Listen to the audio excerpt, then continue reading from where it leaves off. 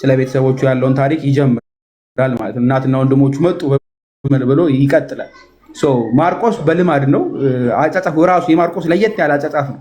አንድን ታሪክ ጀምሮ መሀል ላይ ያቋርጣሉ ስላችሁ በይደር ያቆየውና አንድ ታሪክ ከከተተባ በኋላ ወይም ደግሞ አንድ ሀሳብ ካስቀመጠ በኋላ ይጨርሰዋል ማለት ነው። ስለዚህ የማርቆስ ወንጌልን ስንመለከት በተለይ ከምዕራፍ 2 በኋላ እስከ ምዕራፍ አጠቃላይ ድረስ ምዕራፍ 15 16 ድረስ ስትመለከቱ አንድ ታሪክ ጀምሮ መሀል ላይ የሆነ ነገር ካስቀመጠ በኋላ ሌላ ታሪክ ከዛ በኋላ ነው የሚጨርሰው። ስለዚህ ከሌሎች ወንጌላት በልዩ ሁኔታ ማርቆስ አንድን ሀሳብ ከጀመረ በኋላ መሀል ላይ ሀሳብ ሌላ ከቶበት በሌላ ሀሳብ ይጨርሰዋል። which is ማርካን ሳንዱች ተብሎ የሚቀመጠው ማለት ነው። በልዩ ሁኔታ ማርካን ሳንዱች ወይ ደግሞ ማርቆስ አንድ ቦታ አጣቅሙስ መክተት ማለት ነው። በዛ እንመለከተዋለን። ከኛ ሀሳብ ጋር አሁን ማርቆስ 2 ምዕራፍ 2ን ስንመለከት እያወራ ያለው ስለ ሽባው ሰውዬ ነው መፈወስ ማለት ነው። እና ይህን ሀሳብ የማቴዎስ ወንጌል ምዕራፍ 8 ከቁጥር 1 ጀምሮ እስከ 8 ታገኙታላችሁ። ሉቃስ ወንጌል ምዕራፍ 5 ከቁጥር 17 እስከ 26 ላይም ተመሳሳይ መንገድ አለ። ራሱን ሀሳቡን ነው የሚያስቀምጠው። እኛ ግን አንድ በአንድ እንመልከተው። እዚህ ከጥቂት ቀን በኋላ ወደ ቅፍርናሆም ደግሞ ገብቶ በቤት እንደሆነ ተሰማ ብሎ ያስቀምጣል። በቤት እንደሆነ ተሰማ። ጌታ ኢየሱስ ክርስቶስ ምዕራፍ 1 ላይ ከቁጥር መጨረሻው ላይ ስትመለከቱ ቁጥር 40 ጀምሮ ጌታ ኢየሱስ ክርስቶስ መግባቱን ያስቀምጣል አይደለ? እርሱም በዚያ ደግሞ ልሰብክ ወደ ሌላ ስፍራ በቅርብ ወዳሉ መንደሮች እንሂድ፣ ስለዚህ ወጥቻለሁ አላቸው። በምኩራብም እየሰበከ አጋንንትን እያወጣ ወደ ገሊላ ሁሉ ወጣ ይልና ያስቀምጣል፣ ወደታች ያስቀምጣል አይደለ? እርሱም ግን ሲወጣ ብዙ ሊሰብክና ነገሩን ሊያወራ ጀመረ ምናምን ብሎ ያስቀምጣል። ጌታ ኢየሱስ ክርስቶስ በቤት ውስጥ ካለ በኋላ ነው ይሄ። በቤት ውስጥ ካለ መሀል ላይ የሚያስቀምጠው ታሪክ ማርቆስ ቀደም ብሎ ሌላ አንድ ሀሳብ ስለሚያስገባ ነው። ጌታ ኢየሱስ ክርስቶስ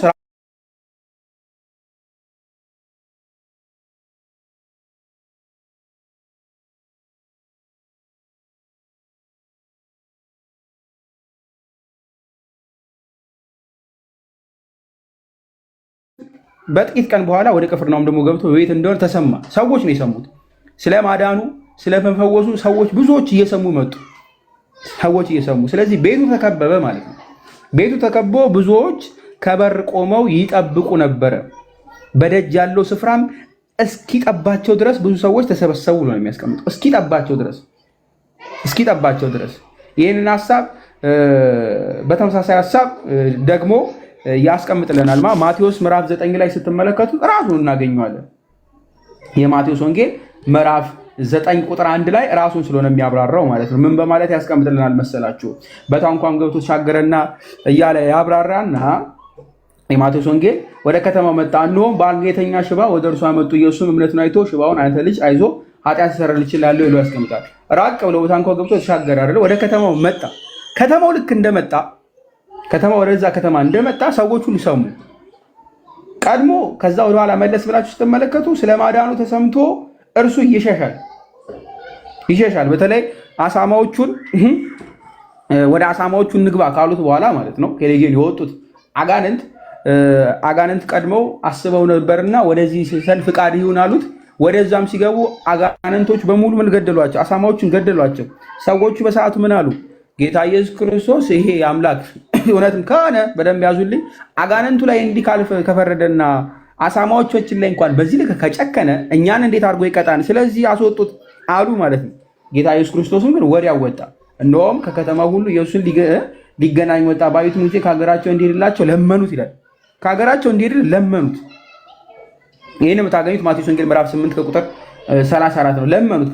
እንደዛ ከሆነ በኋላ ነው ይህን ባህር ከተሳፈረ በኋላ ታንኳውን ገብቶ ተሻገረ፣ ወደ ገዛ ከተማው መጣ ብሎ የሚያስቀምጠው። የት ነው የመጣው? አሁን ቅፍርናሆም በደንብ ያዙልኝ። ከየት ተነስቶ የወጣው?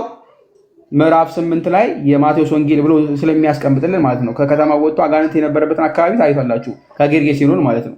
ከዛ ነው የሚወጣው። መሀል ላይ ያለችው የገሊላ ባህር ነች። በደንብ ያዙልኝ።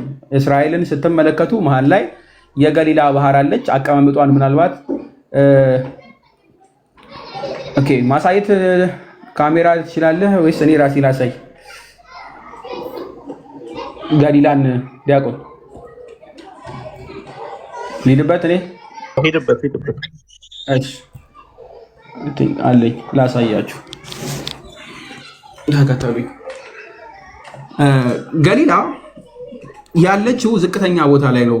ከናዝሬትም ከቃና ከሁሉም ማለት እንደ ቤተሳይዳ በጆርዳን ወንዝ አካባቢ ዝቅተኛ ቦታ ላይ ነው ያለችው። ስለዚህ ጌታ ኢየሱስ ክርስቶስ ከርዛ ወጥቶ እንትን ይላል ይሸሻል ማለት ነው። ከነርሱ ውጣልን ብለው ስለለመኑት በደንብ ያዙልኝ እሺ። ምክንያቱም አሳሞቻችንን ገሎብናል እኛ ላይ ምን ያክል ይፈርድብን ብለው ስላሰቡ ጌታ ኢየሱስ ክርስቶስ ሄደላቸው ማለት ነው። በታንኳይቱም ገብቶ ተሻገረ። በዛ ግን ያሉት ሰዎች ይጠባበቁት ነበረ። ምክንያቱም አንዱ ቢያባረረው ወይም ደግሞ አንዱ ጣልን ቢለው ስለሚጠባበቁ ሰዎች ማለት ተመልከቱ። የሚታያችሁ ከሆነ አይሆፕ ይታያል። እስክሪብቶ ግን ማሳየት አይቻልም አይ ቲንክ። ስለዚህ በእጄ ልጠቀም። አይሆፕ ይታያል አይደለ ወይስ ካሜራ ልጥረግ?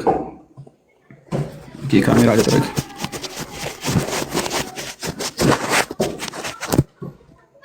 እሺ ይታያል። አይሆፕ ይታያል። ይሄ ሪያል ማፕ ስለሆነ ነው ምናልባት የምትመለከቷት። እቺ እዚህ ጋር ከታየም ችግር የለውም። እቺ ቅፍርናሆም ነች። እሺ ቅፍርናሆም እዚህ ጋር የምትመለከቷት ከላይ ያለችዋ ነጥቧ ነች። እቺ እዚህ ጋር ያለችው ማለት ነው ይታያል። ባህሩ አጠገብ ነች። ከባህር አጠገብ ነው። ለዛም ነው ከላይ በታንኳም ገብቶ ተሻገረና ወደ ገዛ ከተማው መጣ ብሎ የማቴዎስ ወንጌል የሚያስቀምጥልን ምዕራፍ 9 ከቁጥር 1 ላይ በታንኳው ተሻግሮ ልክ እንደመጣ ከጥቂት ቀን በኋላ ወደ ቅፍርናሆም ገብቶ በቤት ውስጥ እንደሆነ ተሰማ ነው የሚለው አይደለ። ቅፍርናሆም የምትባለው ከተማ በደንብ ያዙልኝ ከባህር አጠገብ ነች። ከባህር አጠገብ ስለዚህ ስትመለከቷት አክቹሊ ይቺ ነች። በነገራችን ላይ ቅፍርናሆም ትናንትናም ባለፈው ሐሙስ ዕለትም አይተናል። ዲያቆን አሳይቶናል ብዬ አስባለሁ። በተለይ ይሄኛውን ሲያሳያችሁ ነበር በሰዓቱ የነበረው ይህ የአይሁዳውያን ምኩራብ አካባቢውን ስትመለከቱት እንደዚህ ነው። ይህ የውሃ ነው እንደምትመለከቱት የገሊላ ባህር ነው የምትመለከቱት ማለት ነው። ቅፍርናሆም ከዚህ ጋር የምትመለከቷቸው ትንሽ እርሻ ያለበት ጌታ ኢየሱስ ክርስቶስ በነበረበት ሰዓት ላይ የነበረው ሁለት ቦታ ታገኛላችሁ። ሁለት ነገሮች፣ አንደኛው የዮሐንስ ቤት ነው የጴጥሮስ ማለት ነው የጴጥሮስ ቤት። ሁለተኛው ደግሞ በሰዓቱ ጌታ ኢየሱስ ክርስቶስ ሲያስተምርበት የነበረው ምኩራብ ማለት ነው። ምኩራቡ የፈራረሰውን ባለፈው ያየ ነው። ልክ እንደዚህ ነው የምትመለከቱት። ምኩራቡ ወንዙ አጠገብ ነው ወይም ደግሞ ባህሩ አጠገብ ነው። ስለዚህ ጌታ ኢየሱስ ክርስቶስ ባህሩን ተሻግሮ መጣ። ቅፍርናሆም የምትባለው እዚች ጋር አረፈ ማለት ነው። አረፈ። ልክ እንደገባ ግን የት ነው ያረፈው ከተባለ ምናልባት አርኪኦሎጂስት ያስጎበኛሉ። ዲያቆን በኋላ ይነግራቸዋል። በአካልም አይቶ ስላየው ይህ የምትመለከቱት ጣሪያ የተሰራለት ምናልባትም ሰፋ አድርጌ ላሳያችሁ። ቀደም ሲታይ ግን ይሄ ነው የጴጥሮስ ቤት ማለት ጌታ ኢየሱስ ክርስቶስ አሁን እዚህኛው ጋር ያስተማረበት ቤት የምትመለከቱት እሱ ነው። ስፔሲፊካሊ ተብሎ የሚታሰበው ይሄ ነው። ቀድሞ መኖሪያ ቤት የነበረ ነገር ግን ቤተክርስቲያን ሆኖ ተቀይሮ ስትራክቸሩ የተቀየረው ይህ ቤት ነው። አሁን ስትመለከቱት ምናልባት ኢየሩሳሌም የሚሄድና ወደ ገሊላ አካባቢ እስራኤል ሄዳችሁ የምትመለከቱ ከሆነ ከላዩ ላይ ይህን የሚመስል ልክ ላሊበላ ስትሄዱ እንደምታገኙት የምትመለከቱት አለ አይደል? ላዩ ላይ ክዳን አለው። ጌታ ኢየሱስ ክርስቶስ በሰዓቱ ያስተማረበት በኋላ ዝቅ ብለን እንመለከታለን። አሁን ቅድም እንዳያችሁት ጌታ ኢየሱስ ክርስቶስ ይህን ሽባ ለመፈወስ ማለት ነው ሰዎች ይዞት ይመጣሉ አይደለም። 4 ሰዎች የተሸከሙትን ሽባ መጡለት። ስለ ሕዝቡም ብዛት መቅረብ ባያቅታቸው እርሱ ያለበትን የቤቱን ጣራ አነሱ ብሎ የሚያስቀምጠው የዚህን ቤት ጣሪያ ነው። የዚህን ቤት ጣሪያ የት ነው የሚገኘው ካላችሁ ስፔሲፊካሊ ተመልከቱት። ባህሩ አጠገብ ነው። ባህሩ አጠገብ እዚህ ማለት ነው። የሚታያችሁ ከሆነ ላሳያችሁ። ቤቱ ስፔሲፊካሊ እዚች አካባቢ ነው የሚገኘው። እዚች ጋር ማለት ነው። ግልጽ ነው አይደለ? የቤቱን ስትራክቸር በኋላ አሳያችኋለሁ። የምትመለከቱት ይህን የሚመስል ቤት ነው። ኦልሬዲ አይሁዳውያን በሰዓቱ ይሰሯቸው ከነበሩ ቤቶች መካከል የምትመለከቱት ጎንደር አካባቢ ልክ እንደምትመለከቱት ፎቅ የሚመስሉ ቆጥ ያላቸው ቤቶች ናቸው።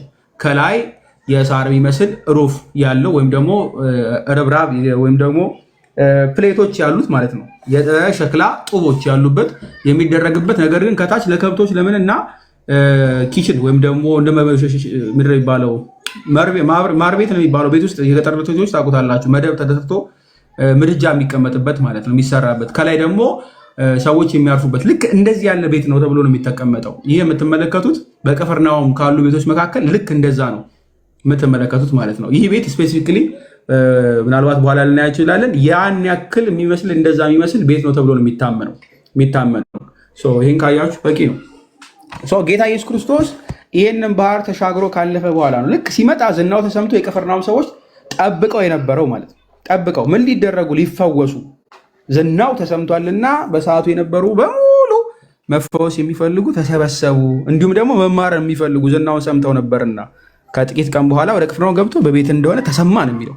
ተሰማ በታላቅ ጌታ ኢየሱስ ክርስቶስ አይታችሁ ከሆነ ዝም በል ሲል ትመለከቱታላችሁ። በልዩ ሁኔታ ግን የሌጌዮንን ታሪክ ስትመለከቱ ቀደም ብላችሁ የማቴዎስ ወንጌል ምዕራፍ 8 ላይ ቀድሞ የዚህኛው ታሪክ ቀደም ብሎ የሚቀመጠው ማለት ነው አጋንንቱ ዝም በሉ ወክሎ ካስገቡ በኋላ ሰዎቹ መስማት የማይፈልጉም ሸኝተዋል። እዚህኛው ግን ያሉት ፈልገዋል። ለዛም ነው ቁጥር 2 ላይ ስትመለከቱ በደጅ ያለው ስፍራም እስኪጠባቸው ድረስ ብዙ ሰዎች ተሰበሰቡ፣ ቃሉንም ይነግራቸው ነበር ብሎ ያስቀምጣል። ቃሉንም ይነግራቸው ነበር ማለት ምንድን ነው ከተባለ እዚሁ የማርቆስ ወንጌልን ስንመለከት የማርቆስ ወንጌል ምዕራፍ 1 ከቁጥር 1 ላይ ይህ ቃል ምንድን ነው ከተባለ አንድም እየተባለ ይፈታል። የማርቆስ ወንጌል ምዕራፍ 1 ከቁጥር 1 ወንጌሉ ነው የእግዚአብሔር ልጅ የኢየሱስ ክርስቶስ ወንጌል መጀመሪያ አይደል የሚለው። ስለዚህ ስለ ወንጌሉ ስለ ምስራቹ እየነገራቸው ነበር። ስለ ምስራቹ ማለት ነው። ስለ እርሱ ስለ መሲሁ መምጣት ይነግራቸዋል። እንዲሁም ዝቅ ስትሉ ምዕራፍ 1 ከቁጥር 38 እና 39 ላይ ስንመለከት ያየነው ክፍል ነበረ። ምን የሚል አይተን ነበረ? እርሱም በዚያም ደግሞ ልሰብክ ወደ ሌላ ስፍራ በቅርብ ወዳሉ መንደሮች እሄድ ዘንድ ወጥቻለሁ አላቸው። በምኩራባቸውም እየሰበከ አጋንንትን እያወጣ ወደ ገሊላ ሁሉ ወጣ ወይም ደግሞ መጣ ተብሎ የተነገረው ልክ እንደዛ እያደረገ ነው። ማቴዎስ ወንጌል ምዕራፍ 3 ቁጥር 2 ላይም ስትመለከቱ ልክ እንደዛው ማለት ነው። የማቴዎስ ወንጌል ምዕራፍ 3 ቁጥር 2 ላይ እንዲህ ብሎ ነው የሚያስቀምጠው አይደለም? በዚያም ወራት መጥምቁ ዮሐንስ መንግስተ ሰማያት ቀርባለችና ንስሐ ግቡ ብሎ በይሁዳ ምድር እየሰበከ መጣ ብሎ አስቀምጣል። ይሄንን ቀደም ብለን የማርቆስ ወንጌል ምዕራፍ 1 ስንመለከት ስለ ጌታ ኢየሱስ ክርስቶስ እንደነበር አውቀናል አይደለም? ይመጣል የተባለው መሲህ ከኋላ ይመጣል ብሎ ስለ ኢየሱስ ክርስቶስ ይሰብክ ነበር። ጌታ ኢየሱስ ክርስቶስም እሱን እየነገራቸው ነው እርሱን። ምክንያቱም በትንቢት ቀደም ብሎ ትንቢተ ዳንኤል ላይ ስትመለከቱ ዳንኤል ምዕራፍ 9 ላይ ዳንኤል ምዕራፍ 9 ከቁጥር 25 ጀምሮ እንዲህ ብሎ ነው የሚያስቀምጥ። ዳንኤል ምዕራፍ 9 ከቁጥር 25 እንዲህ ይላል፣ ስለዚህም እወቅ አስተውልም፣ ኢየሩሳሌም መጠገንና መስራት ትእዛዝን ከሚወጣበት ጀምሮ እስከ አለቃው እስከ መሲህ ድረስ 7 ሱባኤና 62 ሱባኤ ይሆናል። እርሷን በጭንቀት ዘመን ከጎዳናና ከቅጥር ጋር ትሰራለች ብሎ አስቀምጡታል። ጊዜ ተቀምጦለታል። መሲሁ መቼ እንደሚመጣ ይታወቃል። ጌታ ኢየሱስ ክርስቶስ ስለሱ እየነገራቸው ነው። ጊዜው ደርሷልና ዮሐንስ መጥምቁ ዮሐንስ መሲሁ ይመጣል እያለ ስለሱ ተናግሯል። ጌታ ኢየሱስ ክርስቶስም ልክ በምኩራብ የኢሳያስን መጽሐፍ እየጠቀሰ ልክ እንዳስተማረው እዚህም ጋር በተመሳሳይ ሁኔታ ምን ሲያደርግ እንመለከተዋለን? ሲያስተምር እንመለከተዋለን። ስለምን? ስለ መሲሁ መምጣት ማለት ነው። ትንቢተ ኢሳያስንም ጠቅሶ ልክ ማስተማሩን አሁን የማቴዎስ ወንጌል ልክ እንደነገረን ምክንያቱም ቀደም ብለን ስንመለከት እዚህ የገላትያ መልእክት ምዕራፍ 4 ቁጥር 4 ላይ ስትመለከቱ ቅዱስ ጳውሎስ እንዲህ ብሎ ነው የሚነግረን፣ ነገር ግን የዘመኑ ፍጻሜ በደረሰ ጊዜ እግዚአብሔር ከሴት የተወለደውን የሕግ በታች የተወለደውን ልጁን ላከ ይላል አይደለ? እርሱ ስለመላኩ ስለመምጣቱ ጌታ ኢየሱስ ክርስቶስ እየነገራቸው ነበረ። ለምን ካላችሁ ኤፌሶን መልእክቱ ምዕራፍ 1 ላይ ከቁጥር 10 ጀምሮ እንዲህ ብሎ ነበር የሚያስቀምጥላቸው፣ በዘመኑ ፍጻሜ ይደረግ ዘንድ ያለው ሐሳቡም በሰማይና በምድር ያለውን ሁሉ በክርስቶስ ለመጠቅለል ነው ብሎ ተቀምጧል አይደለ? ጌታ ኢየሱስ ክርስቶስ እኛን እንዲጠቀልለን እርሱ መጥቷልና እየሰበካቸው ነበር። በደንብ ያዙ። ወይም ደግሞ ቃሉን እየነገራቸው ነበር ማለት ነው። አንድም እርሱ ራሱ ስለ ራሱ እየነገራቸው ነበር፣ አንድም ደግሞ ቃል ስለሆነ ማለት ነው። እሱ ክርስቶስ ራሱ የእግዚአብሔር አብ የእርሱ ምኑ ነው? ልጁ አይደለ? እግዚአብሔር ወልድ እርሱ ራሱ ቃል ነው። በመጀመሪያ ቃል ነበር፣ ቃልም በእግዚአብሔር ዘንድ ነበር ተነግሯል አይደለ? ስለ እርሱም እየነገራቸው ነው። አንድ ሁለተኛ ደግሞ ስለ አምላካዊ ቃል ስለ ትንቢቱም ደግሞ እየነገራቸው ነው። ቃል የሚለውም በዛም ደግሞ አድርገው ይፈቱታል ማለት ነው፣ ይፈቱታል። ስለዚህ ጌታ ኢየሱስ ክርስቶስ እንዲህ እያስተማረ ነበር። 4 ሰዎችም የተሸከሙበት ወይም ደግሞ የተሸከሙትን ሽባ አመጡለት ብሎ ያስቀምጣል። እነዚህ 4 ሰዎች የተሸከሙት ሽባ አመጡለት። ሉክ በደንብ ያዙ። ስንት ሰው ነው የተሸከመው? 4 ሰው። 4 ሰው። ትብብራቸውን ተመልከቱ። ስለ አንዱ ሚት ያላረጋለ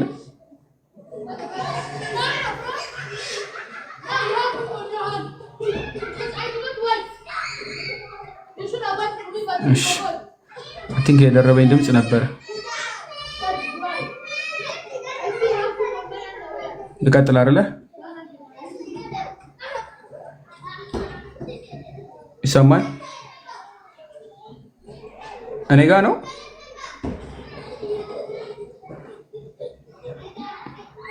እሺ እሺ እዚህ ላይ ስትመለከቱ ቁጥር 3 ላይ 4 ሰዎች የተሸከሙት ሰዎች መጡ ይላል። ይህ ሰውዬ ደካማ ነው፣ ማንም ረዳትም የሚያግዘውም አልነበረም ብለን አንዳንድ ሰዎች መጡ ማለት ነው። በሰዓቱ ይሰቃይ ነበረ። አዎ ድሃ ነው። ምክንያቱም ሌሎችን ክፍሎች ስንመለከት እሱን ነው የምንመለከተው። የዚህ የማርቆስ ወንጌል ምዕራፍ 2 ከቁጥር 3 ላይ ያለውን ሀሳብ በሌሎችም ስለምንደግፈው ማለት ነው። ምክንያቱም ገባ ብላችሁ ስትመለከቱ ሉቃስ ምዕራፍ 5 ላይ ይነግረናል። አንድ ሽባ በአልጋ ላይ ተሸክመው አመጡት፣ አግብተውም በፊቱ ሊያኖሩት ይሹ ነበር ብሎ ነው የሚያስቀምጠው። እነዚህ ሰዎች ምን ሊያደርጉት ይፈልጉ ነበር? ይሹ ነበር። ምን? በጌታ ኢየሱስ ክርስቶስ ፊት ለፊት ሊያመጡት ማለት ነው። እንዲፈወስላቸው ይፈልጉ ነበረ። ስለ ህዝቡን ብዛት እንዴት አድርገው እንዲያስገቡት ሲያቅታቸው ነው የሚለው። ሲያቅታቸው ይታገሉ የነበሩ ናቸው፣ አቅቷቸዋል። 4 ሰዎች የተሸክሙ ሽባ መጡለት ብሎ ነው የሚያስቀምጠው ማርቆስ። ብዙም እንትን አይለውም። ስለ ህዝቡን ብዛት ወደ እርሱ መቅረብ ቢያቅታቸው እሱም ያለበትን የቤቱን ጣራ አነሱ፣ ነድለውም ሽባው የተኛበትን አልጋ አወረዱ ይላል። ምን ያክል እንደተጨናነቀ አስቡት። በዚህ ሁሉ ሰው ብዛት መካከል ይህንን ሰው አስገብቶ እግዚአብሔር ክርስቶስ እሱ ራሱ እንዲፈውሰው እነዚህ 4 ሰዎች ተባበሩ። ስለ አንዱ ብዙዎች ማለት ነው። ስለ አንዱ ብዙዎች ተባበሩ። ስለ አንዱ ጸሎት ይነግረናል አይደለም?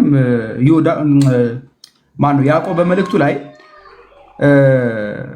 ቀደም ብላችሁ ስትመለከቱ የምዕራፍ 5 ከቁጥር 15 ላይ የእምነትም ጸሎት ድውያን ያድናል፣ ጌታ የሚያስነሳዋል፣ ኃጢአትም ሰርቶ እንደሆነ ይሰረይለታል ይላል አይደለ? ስለ ብዙ ጸሎት ነው። እነዚህ ሰዎች ተሸክመው መምጣት ብቻ ሳይሆን የምርም አምነው እንዲሰረይለት ፈልገዋል አይደለም? ስለ ወዳጃቸው ስለ ወንድማቸው ትመለከቱታላችሁ። ጌታ ኢየሱስ ክርስቶስ እንዲህ ብሎ ነው የሚቀጥለው። ስለ ህዝቡም ነድለው ከገቡ በኋላ ይቀር ሲለው ትመለከታላችሁ። በልባቸው ይህን ስለምን ታስባላችሁ ብሎ ከመጠየቁ ፊት እንዲህ ብሎ ነው የሚያስቀምጠው። ሎክ ኢየሱስ እምነታቸውን አይቶ ሽባውን ነው የሚለው። የማንን እምነት አየ ከተባለ የነዚህን 4 ሰዎች እነሱ አልጋውን አወረዱ። አዎ አልጋውን ቤቱን ነድለው ከገቡ በኋላ ግን ስለማን ይህ ሰውዬ ኃጢአት ተሰረየ ተብሎ ይነገርለታል?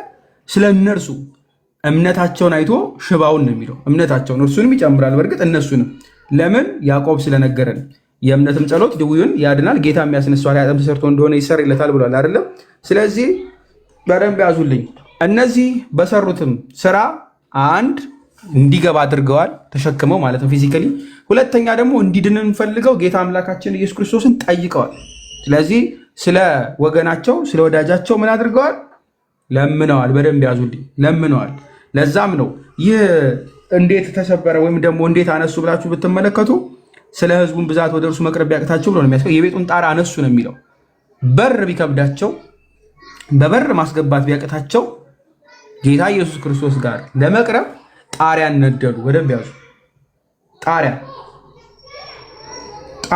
ይህንን የሉቃስ ወንጌል ምዕራፍ 5 ላይም ስትመለከቱ ታገኙታላችሁ። ሉቃስ ምዕራፍ 4 ከቁጥር 19 ላይ በተመሳሳይ መንገድ ነው የሚነግረን። እንዲህ ብሎ ነው የሚያስቀምጠው ሉቃስም ማለት ነው። ምዕራፍ 4 ላይ ተመልከቱት።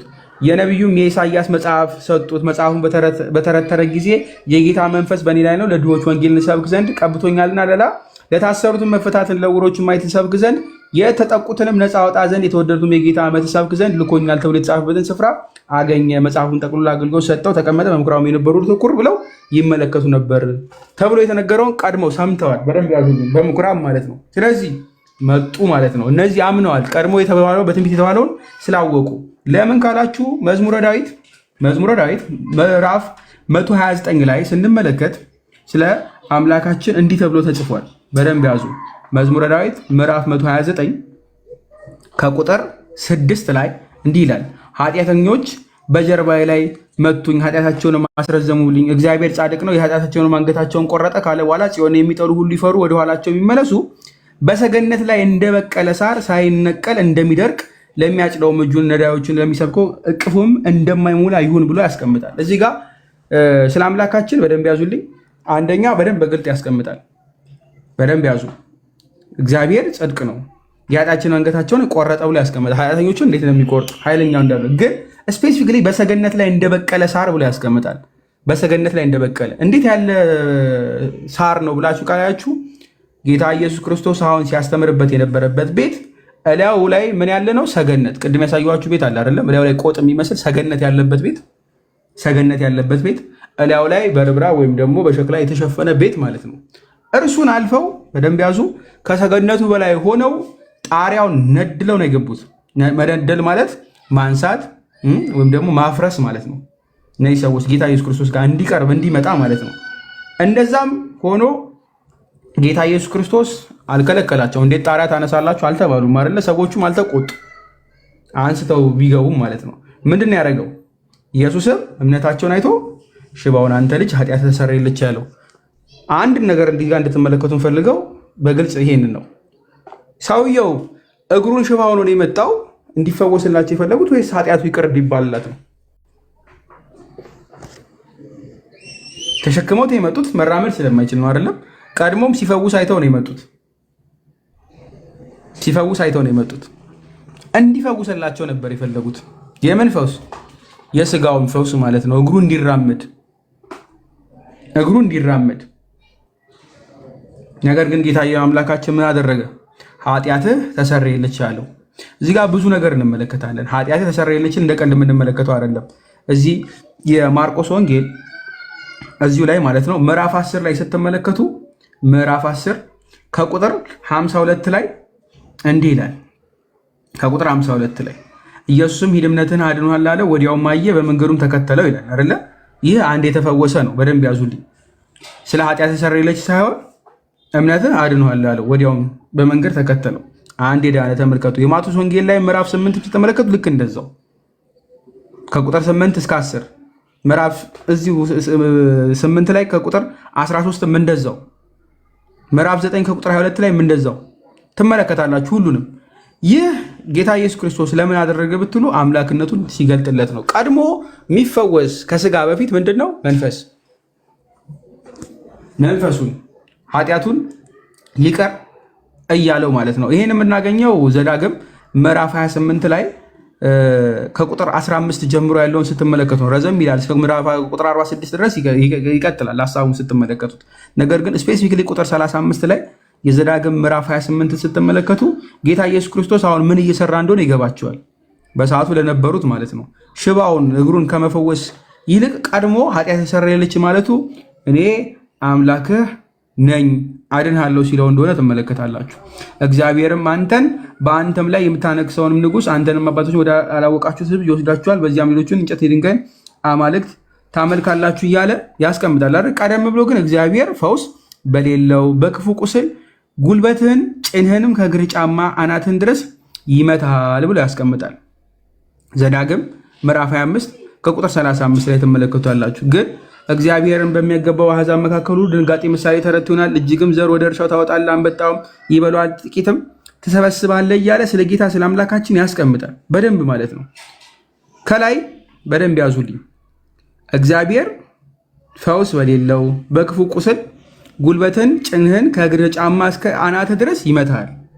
ይህ የምትመለከቱት ሁሉን የሚያመጣ ማን ነው? እግዚአብሔር ኢየሱስ ክርስቶስ ማለት ነው።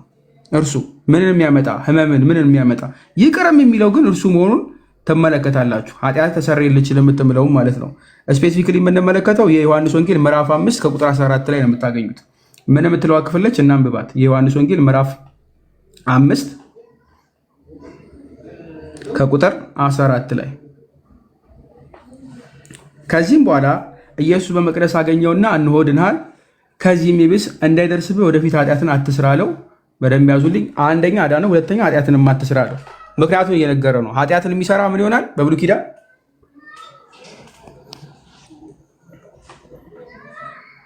ፊዚካል የሆነ በሽታ የሚያጋጥመዋል። ፊዚካል የሆነ ማለት ነው። በደንብ ያዙልኝ። ፊዚካል የሆነ በሽታ ቀድሞ በብሉይ ኪዳን እናውቃለን።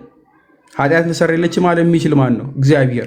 ለዛ ነው ክሱን ትመለከታላችሁ በኋላ ከጻፎችም አንዳንዶች በዚያው ተቀምጠው ነበር፣ በልባቸውም ይላል ይህ ሰው ስለምን እንደዚህ ያለ ስድብ ይናገራል? ከአንዱም ከእግዚአብሔር በቀር ኃጢአት ሊያስተሰርይ ማን ይችላል ብለው አሰቡ ብሎ ያስቀምጣል።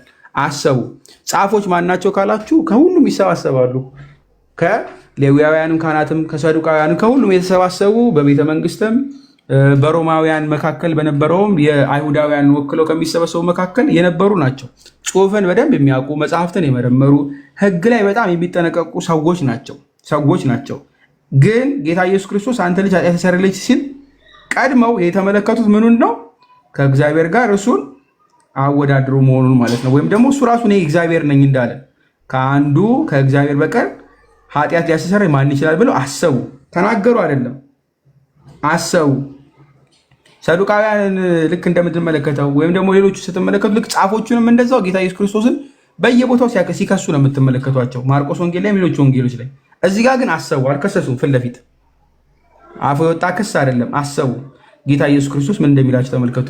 ወዲያውም ኢየሱስ በልባቸው እንዲህ እንዳሰቡ በመንፈስ አውቆ እንዲህ አላቸው፣ በልባችሁ ይህን ስለምን ታስባላችሁ? ሽባውም ኃጢአትን ተሰረየልህ ከማለት ወይም ተነሳ አልጋን ተሸከም ሂድ ከማለት ማናቸው ይቀላል? ነገር ግን ለሰው ልጅ በምድር ላይ ኃጢአትን ሊያስተሰርይ ስልጣን እንዳለው ልታውቁ ሽባውን አለው ብሎ ይናገራል። አሁን ሁለት ነገር ተመልከቱ። አንደኛ ያሰቡትን ጌታ ኢየሱስ ክርስቶስ አወቀ፣ አውቆም ነገራቸው። ግን መሀል ላይ ያስቀመጠ ሽባውን ኃጢአት ተሰረየልህ ከማለት ወይስ ተነሳ አልጋህን ተሸክመ ሂድ ከማለት ማናቸው ይቀላል? ምክንያቱም ቀደም ብሎ ጌታ ኢየሱስ ክርስቶስ ሲፈውስ ምንም አላሉ። ምንም ኃጢአት ተሰረየለች ሲል ደግሞ አበዱ ማለት ነው። አሁን ጌታ ኢየሱስ ክርስቶስ ለነሱ ማነጻጸሪያ የሰጠ የትኛው ይቀላል? ተነስተህ አልጋህን ተሸከምና ሂድ ማለቱ ይቀላል አይደለም? ኃጢአት ተሰረየለች በጣም ይከብዳል። ስለዚህ ዝም ማለት አልነበረባቸው፣ መደብ መጠየቅ ነበረባቸው። ነገር ግን ለሰው ልጅ በምድር ላይ ኃጢአት ሊያስተሰርይ ስልጣን እንዳለው እንድታውቁ ሽባውን አለው ይላል። አንተ እምልሃለሁ ተነሳ አልጋህን ተሸከምና ወደ ቤት ሂድ። ሁለቱንም ማስቀመጠላቸው። አሁን ኮንፈርም አደረጉ ማለት ነው። ኮንፈርም አደረጉ። እስኪ ምንም አላሉትም። ምንም። ለምን? ለሰው ልጅ በምድር ላይ ኃጢአት ሊያስተሰርይ ስልጣን እንዳለው ነገራቸው። ይህን የምታገኙት ዳንኤል 7 ላይ ቀድሞ ምዕራፍ 13 ላይ ቁጥር 13 ላይ ስለ ሰው ልጅ የተነገረው አምላክ እሱ ስለሚመጣው እርሱ መሆኑን እየነገራቸው ነው። ምክንያቱም አሁን ያነበብነው ክፍል ላይ ማለት ነው ቁጥር 7 ላይ የማርቆስ ወንጌል ምዕራፍ 14 ከቁጥር 64 ላይም ታገኛላችሁ። ማርቆስ ወንጌል ምዕራፍ 14 ከቁጥር 64 ላይ እንዲህ ይላል፣ ሊቀ ካህናቱም ልብሱን ቀደደና እንግዲህ ወዲህ ምስክር ምን ያስፈልገናል? ስድቡን ሰማችሁ፣ ምን ይመስላችኋል አለ። እርሱም ሁሉ ሞት ይገባዋል ብሎ ፈረዱበት ብሎ ያስቀምጣል። ይህን የፈረዱበት ለምንድነው ከተባለ ከላይ እኔ ነኝ ስላለ ማለት ነው አይደለ? የሰው ልጅ የብሩክ ልጅ ክርስቶስ አንተ ነህ አለው። እኔ ነኝ የሰው ልጅም በኃይል ቀኝ ሲቀመጥ በሰማይም ደመና ሲመጣ ታያላችሁ አለው ጌታ ኢየሱስ ክርስቶስ። ዳንኤል 7 ነገረው ማለት ነው። ሲለው እሱ ራሱ ማን እያለ እንደሆነ አወቀ። አምላክ ራሱ እንዳደረገ አወቀ። ልብሱን ቀደደ። ልክ በተመሳሳይ መንገድ ነው እዚህ ጋር በደንብ ያዙ ጻፎች ምንድን ነው የሚሉት? ከአንዱ ከእግዚአብሔር በቀር ኃጢአት ሊያስተሰርይ ማን ይችላል? ወዲያው ልብሳቸውን መቅደድ ነበረባቸው፣ ነገር ግን አላደረጉትም። እንደውም ጭራሽ አሰቡ። ጌታ ኢየሱስ ክርስቶስ ግን ማሰባቸውን አይቶ ገለጠባቸው ማለት ነው። ገለጠባቸው። ትመለከታላችሁ የዮሐንስ ወንጌል ምዕራፍ 10 ከቁጥር 36 ላይ ስትመለከቱ እንዲህ ይላል። ቁጥር 36 የእግዚአብሔር ልጅ ነኝ ስላልሁ እናንተ አብ የቀደሰውን ወደ ዓለምም የላከውን ትሳደባላችሁ ትላላችሁ። እኔ የአባቴን ስራ ባላደርግ አትመኑኝ፣ ባደርገው ግን እኔስ እንኳ ባታምኑ አብ በእኔ እንደሆነ እኔም በአብ እንደሆኑ ታውቁና ታስተውሉ ዘንድ ስራውን እመኑ ብሎ አስቀመጠ። ስራውን እመኑ። በደንብ ያዙልኝ። የእግዚአብሔር ልጅ ነኝ ስላልኩ ምንም እንትን አትሉም አይደለ? ተሳደቡ ትላላችሁ። ነገር ግን ስራውን ባደርግ ይላል። አሁን የአብን ስራ የሰራው ማን ነው? እግዚአብሔር ወልድ አይደለ? ምን በማለት አንደኛ የልብን የሚመረምር እግዚአብሔር ነው። የልባቸውን መረመረ ብለው አሰቡ ነው የተባለው። ጌታ ኢየሱስ ክርስቶስ ደግሞ በመንፈስ አውቆ ተባለ። አንድ ሁለተኛ በመንፈስ አውቆ ብቻ አይደለም ነገራቸው። ምን በማለት በልባችሁ ይህን ስለምን ታስባላችሁ? በልባችሁ ይህን ለምን ታስባላችሁ? ከዛም ይቀጥላል። ኃጢአት ተሰረየች ከማለት ወይንስ ተነስታ አልጋን ተሸከመች ከማለት ማናቸው ይቀላል? ጥያቄ ነው የጠየቃቸው። መጽሐፍን ስለሚያውቁ ስለሚመረምሩ ይህ ጥያቄ ለነሱ ግልጽ ነው። ምንድነው መልሳቸው ሆነ የነበረበት? አዎ አንተ እግዚአብሔር ነህ። ለዛም ጠቆማቸው። አብነህ እንዳይሉ እሱ ራሱን አብ እንዳደረገ እንዳይሉ ቁጥር 10 ላይ ነገራቸው። ለሰው ልጅ በምድር ላይ ኃጢአት ሊያስተሰርይ ስልጣን እንደተሰጠው እንዳለው እንድታውቁ ብሎ አስቀመጠ። ከአብ ለየው ራሱ ዳንኤል 7 ላይ ያለውን፣ ዳንኤል 9 ላይ ያለው፣ ዳንኤል 10 ላይ ያለው ማለት ነው። እርሱ መሆኑን ነገራቸው፣ መሲሁ መሆኑን ነገራቸው። ግን ምንም ምስጢር አልነቁ።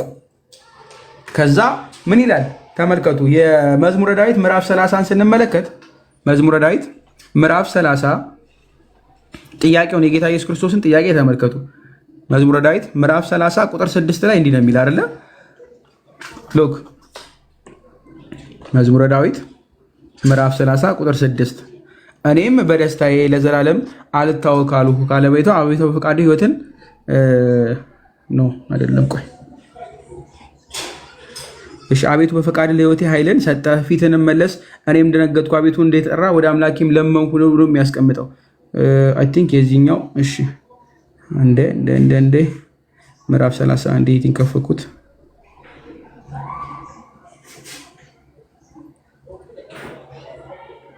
ራሱ ነው።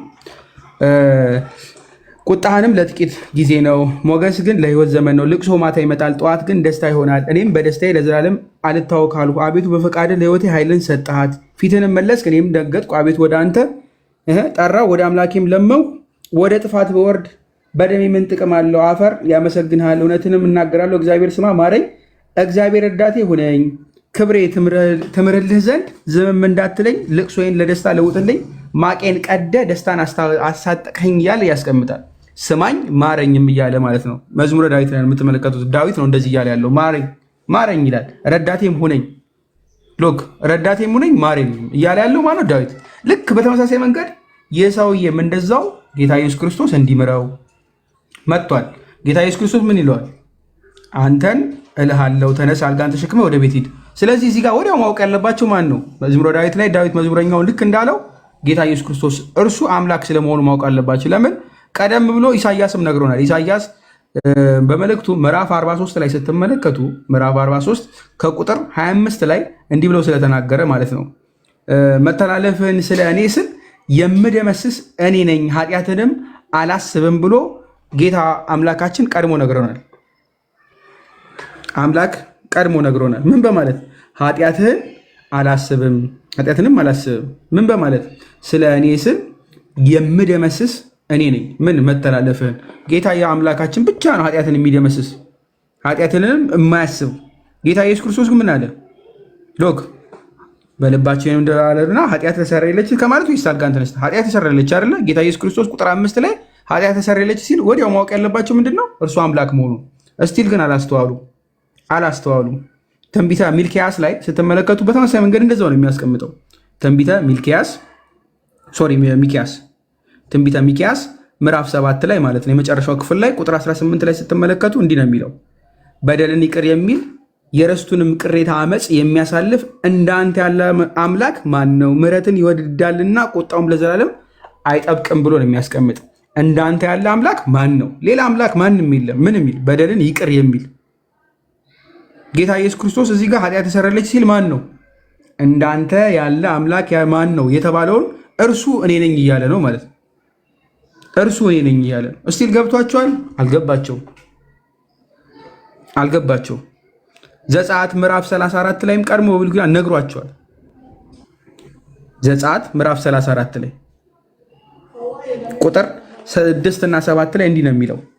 ቁጥር 6 እና 7 ላይ እግዚአብሔር በፊቱ አልፎ እግዚአብሔር መሐሪ ሞገስ ያለው ታጋሽም ባለብዙዎች ቸርነት እውነት ነው ይልና እስከ ሺህ ትውልድንም ቸርነት የሚጠብቅ አንበሳን መተላለፍ ኃጢአትንም ይቅር የሚል በደለኛውም ከቶ የሚያነጻ የአባቶችንም ኃጢአት በደል ልጆች እስከ 3 ትውልድ እስከ 4 ትውልድም በልጅ ልጆች የሚያመጣ አምላክ ነው ብሎ ሲላወጀ ብሎ ነው የሚያስቀምጥ። ስለዚህ ኃጢአትን ይቅር የሚል ቸርነትን እንደርዛው ለትውልድ ሁሉ የሚሰጥ ማን ነው? እግዚአብሔር። ስለዚህ ሊትረዲ ማወቅ ያለባቸው አንተ ሰውነህ መሲን ምንድነው ተአምር የሰራ ነው ማለት የለባቸው። አምላክና አምላክ ብቻ ነው ኃጢአትን ይቅር የሚል አምላክና አምላክ። እስቲል ግን አልተገባ ወይም ደግሞ አልተረዱትም። ጥያቄ ነው ቁጥር 9 ላይ ያስቀመጠው። ቀድሞ ኃጢአት ተሰረየለች አለው። ነፍሱን አዳን አይደለ? ይቅር አለው። መንፈሳዊ የሆነ ድህነትን ሰጠው። መሀል ላይ የሚያስቀምጠው ስለምን እንደሚያደርገው ነገረን ከቁጥር 5 እስከ 10 ድረስ። እርሱ የሰው ልጅ መሆኑ። የሰው ልጅ ሲባል ግን ዝም ብሎ የሰው ልጅ ነው አይደለም። ታይትል ነው እየነገረ ያለው። ታይትል ነው እየተናገረ ያለው። እዚሁ ማርቆስ ቀድሞ ምዕራፍ 2 ላይ ማለት ነው። እዚሁ ይሄኛው ከመናገሩ በፊት ቁጥር 28 ላይ ዝቅ ብላችሁ ተመልከቱ። እርሱም ዳዊት ባስፈለገውና በተራው ጊዜ እርሱ አብረውት ከነበሩት ጋር ያደረገውን አብያተር ሊቀ ካህናት በነበረ ጊዜ ወደ እግዚአብሔር ቤት እንደገባ ካህናት በቀር መብላትን ያልተፈቀደ መስዋዕት እንጀራ ብሎ ይሄድና ቁጥር 28 ላይ እንዲሁም የሰው ልጅ ለሰንበት እንኳ ጌታዋ ነው አላቸው ይላል ያስቀምጣል። ለሰንበት ጌታዋ የሆነ ማን ነው? እግዚአብሔር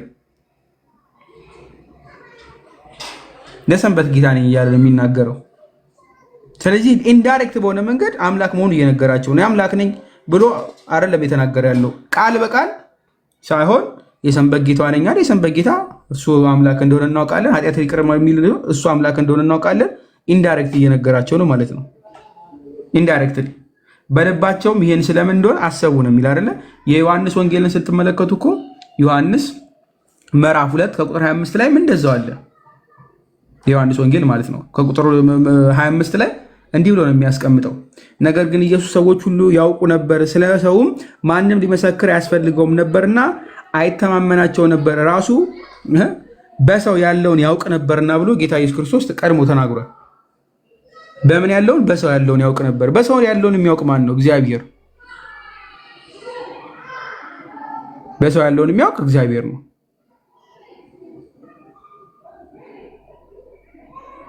የሰው ልብ ከሁሉ ይልቅ ተንኮለኛና እጅግ ክፉ ነው፣ ማንስ ያውቀዋል ብሎ ኤርምያስ ምዕራፍ 17 ላይ ነግሮን ነበር አይደለ? ከእግዚአብሔር በቀር ማንም እንደማያውቀው ስለሌለ ማለት ነው።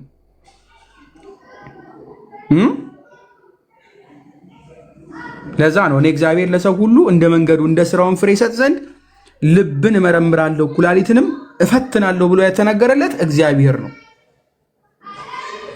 እግዚአብሔር ነው። ስለዚህ በልባችሁ ይህን ስለምን ታስባላችሁ ሲል ጸሐፍት ማወቅ አለባቸው ማንን እያወሩ እንደሆነ። እግዚአብሔርን። ኩላሊትን እፈትናለሁ ያለ ማን ስለሆነ? እግዚአብሔር። እግዚአብሔር የማርቆስ ወንጌል ምዕራፍ 13ን እዚሁ ላይ ስንመለከት ምዕራፍ 13 ከቁጥር 24 ላይም ከዚህ ትመለከታላችሁ እስከ ቁጥር 27 ላይ ማለት ነው። ከቁጥር 24 ጀምሮ በዚያም ወራት ግን ከዚህ ወራት በኋላ ፀሐይ ይጨልማል፣ ጨረቃም ብርሃኗ አትሰጥም፣ ከዋክብትም ከሰማይ ይወድቃሉ፣ የሰማይ ኃይላት ይናወጣሉ። በዚያም ጊዜ የሰው ልጅ በብዙ ኃይልና ክብር በደመና ሊመጣ እያዩታል። በዚያን ጊዜ መላእክት ይልካል፣ ከአራት ነፋሳት ከምድር ዳርቻ እስከ ሰማይ ዳርቻ የተመረጡትን ይሰበስባቸዋል። ምሳሌውም ከበለስ ተማሩ፣ ጫፏ ሲለሰልስ ቅጠሏም ሲያቆጠቁጥ ያን ጊዜ በጋ እንደቀረበ ታውቃላችሁ እያለ ጌታ አምላካችን ያስቀምጥላቸዋል። ይህ ማን ነው? የሰው ልጅ የተባለ ከመላእክት ጋር በደንብ ያዙልኝ። ኃይልና ክብር በደመና ሲመጣ፣ በደመና ሲመጣ ተብሎ የተነገረው የት ነው?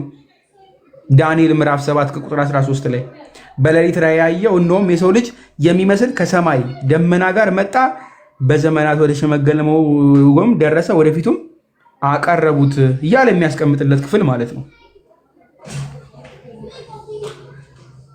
ለዛ ነው የማርቆስ ወንጌል ምዕራፍ 9 ላይ እንመለከተዋለን። እውነትም እላችኋለሁ በዚህ ከቆሙት ሰዎች የእግዚአብሔር መንግስት በኃይል ስትመጣ እያለ። የእግዚአብሔር መንግስት የሚመጣው የሰው ልጅ ነው፣ ግን መንግስቱ የማን ነው እያለ ነው? የእግዚአብሔር መንግስት። የእግዚአብሔር መንግስት።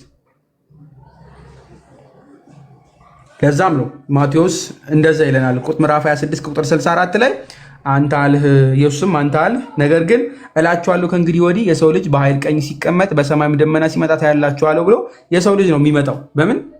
በኃይል ቀኝ፣ በደመናው ነው የሚመጣው። ነገራቸው ስለ አምላክነቱ በግልጥ ማለት ነው። ከዛ ቁጥር 12 ላይ ተነስቶም ወዲያው አልጋውን ተሸክሞ በሁሉ ፊት ወጣ። ስለዚህም ሰዎች ሁሉ ተገረሙና እንዲህ ያለ ከቶ አላየንም ብለው እግዚአብሔርን አከበሩ። እንዲህ ያለ ከቶ አላየንም ብለው እግዚአብሔርን አከበሩ።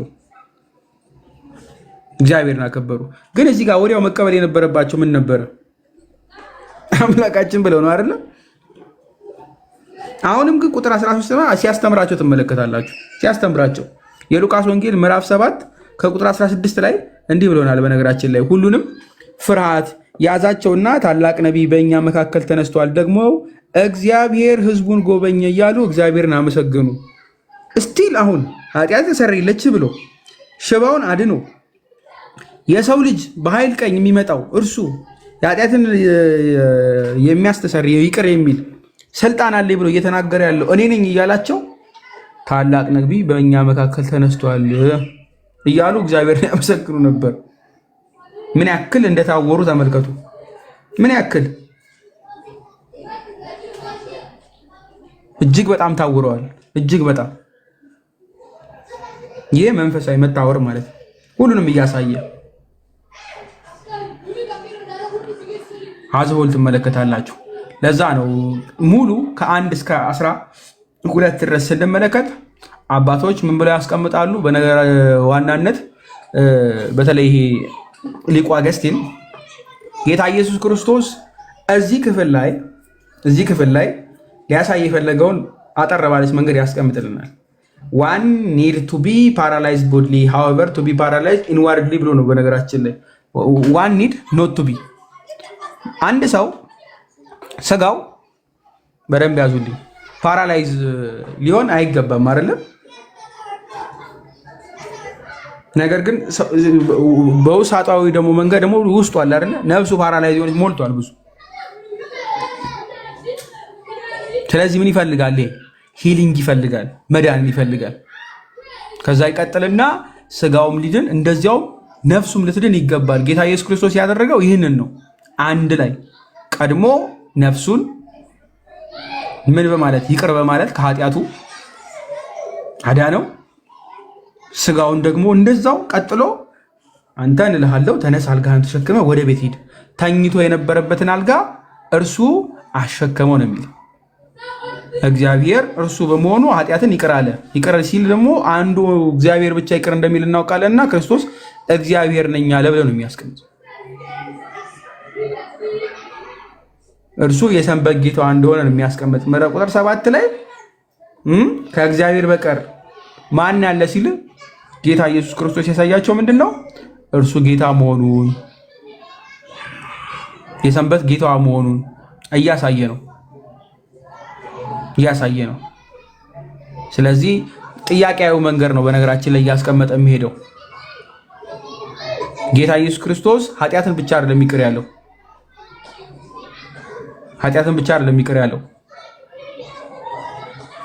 ይህ ኃጢአትን የመቅር ማለት ስልጣን ለእግዚአብሔርና ለእግዚአብሔር ብቻ እንደሚገባም ደግሞ ነገራቸው። ምን በመጨመር የልባቸውን በመመርመር ነው ብለው የሚያስቀምጥልን ቅዱስ ዮሐንስ አፈወርቅ። Jesus not only forgave sins but showed that he had also another power that belongs to God alone, the power to disclose the secret of the heart ብሎ ነው የሚያስቀምጥ። የልብን የሚመረምር እግዚአብሔር መሆኑን ኃጢአትን ይቅር ብቻ በማለት አይደለም ጌታ ኢየሱስ ክርስቶስ አምላክነቱን የሚገልጥላቸው፣ የልብን የሚመረምር በመሆኑ ገለጠላቸው ብሎ ያስቀምጣል። ገለጠላቸው። ስለዚህ እርሱ ጠቢበኛ፣ እርሱ አምላክ፣ እርሱ በኃይልና በግርማ የመጣ አምላክ ስለመሆኑ ቀድሞ ከስጋዊ ይልቅ ነፍስን የሚያድን መሆኑን አሳየ ይቅር በማለት። ከዛም ደግሞ ስጋውንም እንደዛው ፈወሰ ማለት ነው። ፈወሰ። ስለዚህ የስጋ ብቻ ሳይሆን የምንም የነፍስ ጌታ መሆኑን አሳየን። ቅዱስ ማርቆስ ለሮማውያን እያሳየ ነው። ማንን? የክርስቶስን አምላክነት እየመሰከረ ነው። ሁለት ነገር ነው የሚያሳያቸው፣ እግዚአብሔር መሆኑን ብቻ ሳይሆን ስፔሲፊካሊ እነርሱ በሚገባቸው መንገድ የስጋ የነፍስም ጌታ መሆኑን እዛው ለነበሩ አይሁዳውያንም ለሮማውያንም እየገለጠላቸው ነው። የስጋ የነፍስ። ከቁጥር 13 በኋላ ያለውን ደግሞ ዲያቆን ይሄዱበታል። ሰዓት አሳለፍኩ፣ በጣም ይቅርታ። አይ ቲንክ አሳለፍኩ 7 ደቂቃ 5 ደቂቃ ቅድም ሼር አድርጉ ስንል ቆይተናል። ኢትስ ኦኬ፣ ችግር የለም። እንቀጥላለን። እሺ፣ ቃል ያሰማልን። ወላዲ እግዚአብሔር አምላክ ከዚህ በላይ የምታገለግልበትን ጸጋውን አብዝቶ ይስጥ። እግዚአብሔር ይባርክ። እንግዲህ በክፍል 1 ጳላዲ የማርቆስ ወንጌልን ምዕራፍ 2 ከቁጥር 1 እስከ 12 ያለውን ሐሳብ አብራርቶልናል። እዛ ላይ ብዙ ምንም የምንጨምረው ነገር የለም። ያው ምናልባት የአንደኛ ቆሮንቶስ ምዕራፍ 15 ቁጥር 33 ላይ ያለውን የሐዋርያው ቅዱስ ጳውሎስን ቃል አንስቼ ብጀምር ደስ ይለኛል። አንደኛ ቆሮንቶስ ቅዱስ ጳውሎስ በአንደኛ ቆሮንቶስ መልእክቱ ምዕራፍ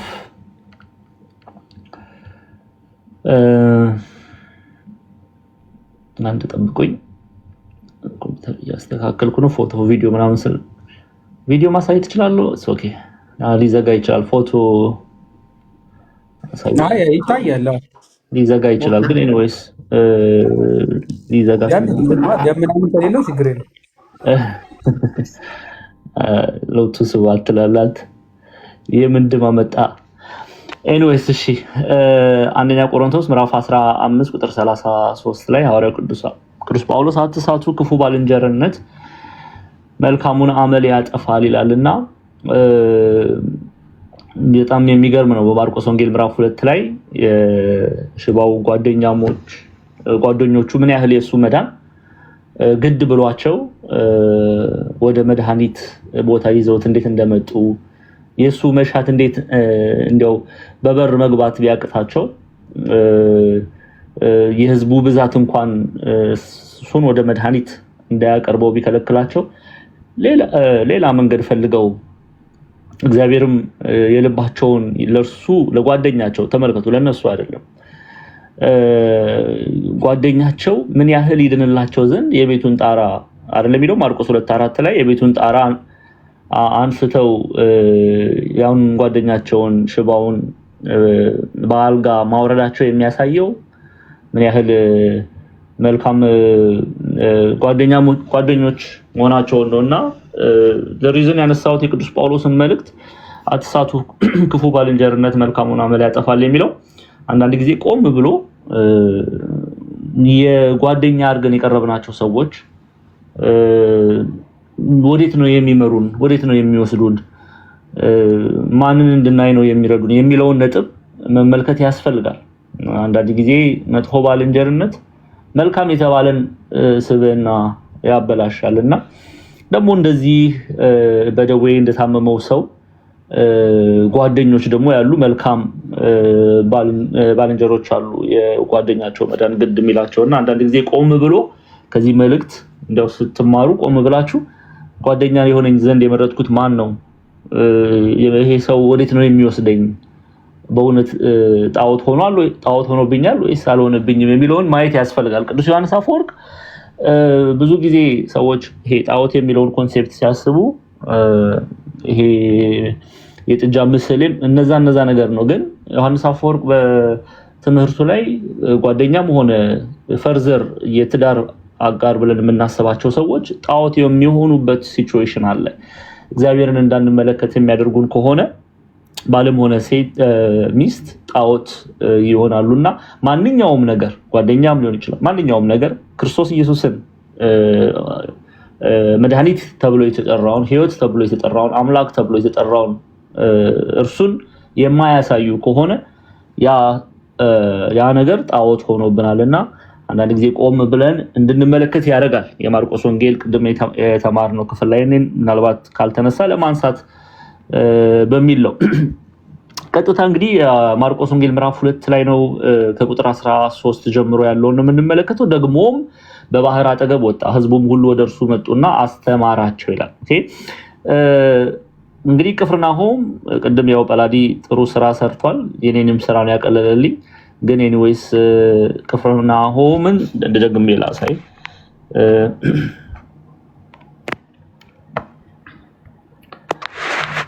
ቅፍርናሆም እቺ ናት። እነዚህ የፈራረሱት ምኩራቦች ናቸው። የአሁኗ ፕሬዘንት ዴይ ቅፍርናሆም ነው እያሳየዋቸው ያለሁት። አርኪኦሎጂስቶች እንዲህ ባለ ሁኔታ ቆፍረው ጥንታዊቷን ቅፍርናሆም አውጥተዋታል። እንግዲህ አቅራቢያ የገሊላ ባህር አለና ጌታችን መራሽን ኢየሱስ ክርስቶስ ማርቆስ ምዕራፍ 2 ላይ ወደ ባህር አጠገብ ወጣ ሲል ብዙ ርቀት አይደለም የሚሄደው። ይሄ ከከተማው ጥቂት እርምጃ ነው የተራመደው። ወጥቶ ቀጥታ ደግሞም በባህር አጠገብ ወጣ፣ ህዝቡም ሁሉ ወደ እርሱ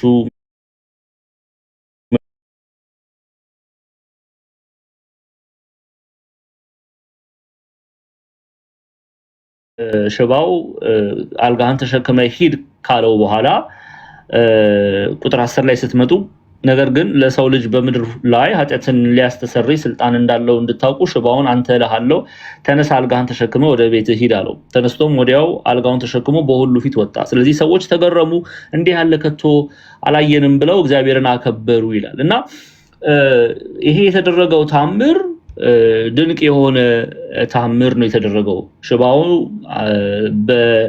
ጓደኞቹ ተሸክመውት የመጡት በተኛበት አልጋ ላይ ከቤቱ ጣራ የወረደው ሽባ ተነስተ አልጋህን ተሸክመ ሂድ፣ አንድም ኃጢአት ተሰረየችልህ በማለት ጌታችን መድኃኒታችን ኢየሱስ ክርስቶስ እርሱ ኃጢአትን የሚያስተሰርይ እሱ ለሰው ልጆች በእይታ ይሄ ከባድ ነው፣ ይሄ እንዴት ሊሆን ይችላል ተብሎ ሊገመቱ የሚችሉ ነገሮች በእርሱ ዘንድ ግን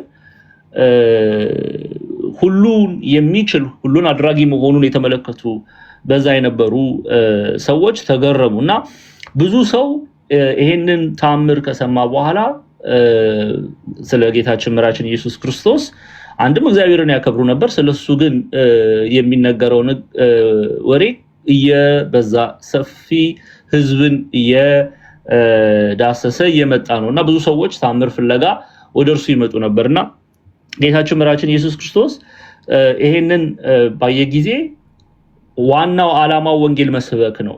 ኦኬ ሰው ልጅ በክርስቶስ ልቡ በወንጌል ላይ ሊተከል ግድ ይለዋል። ወንጌልን ሊሰብክ ነው ጌታችን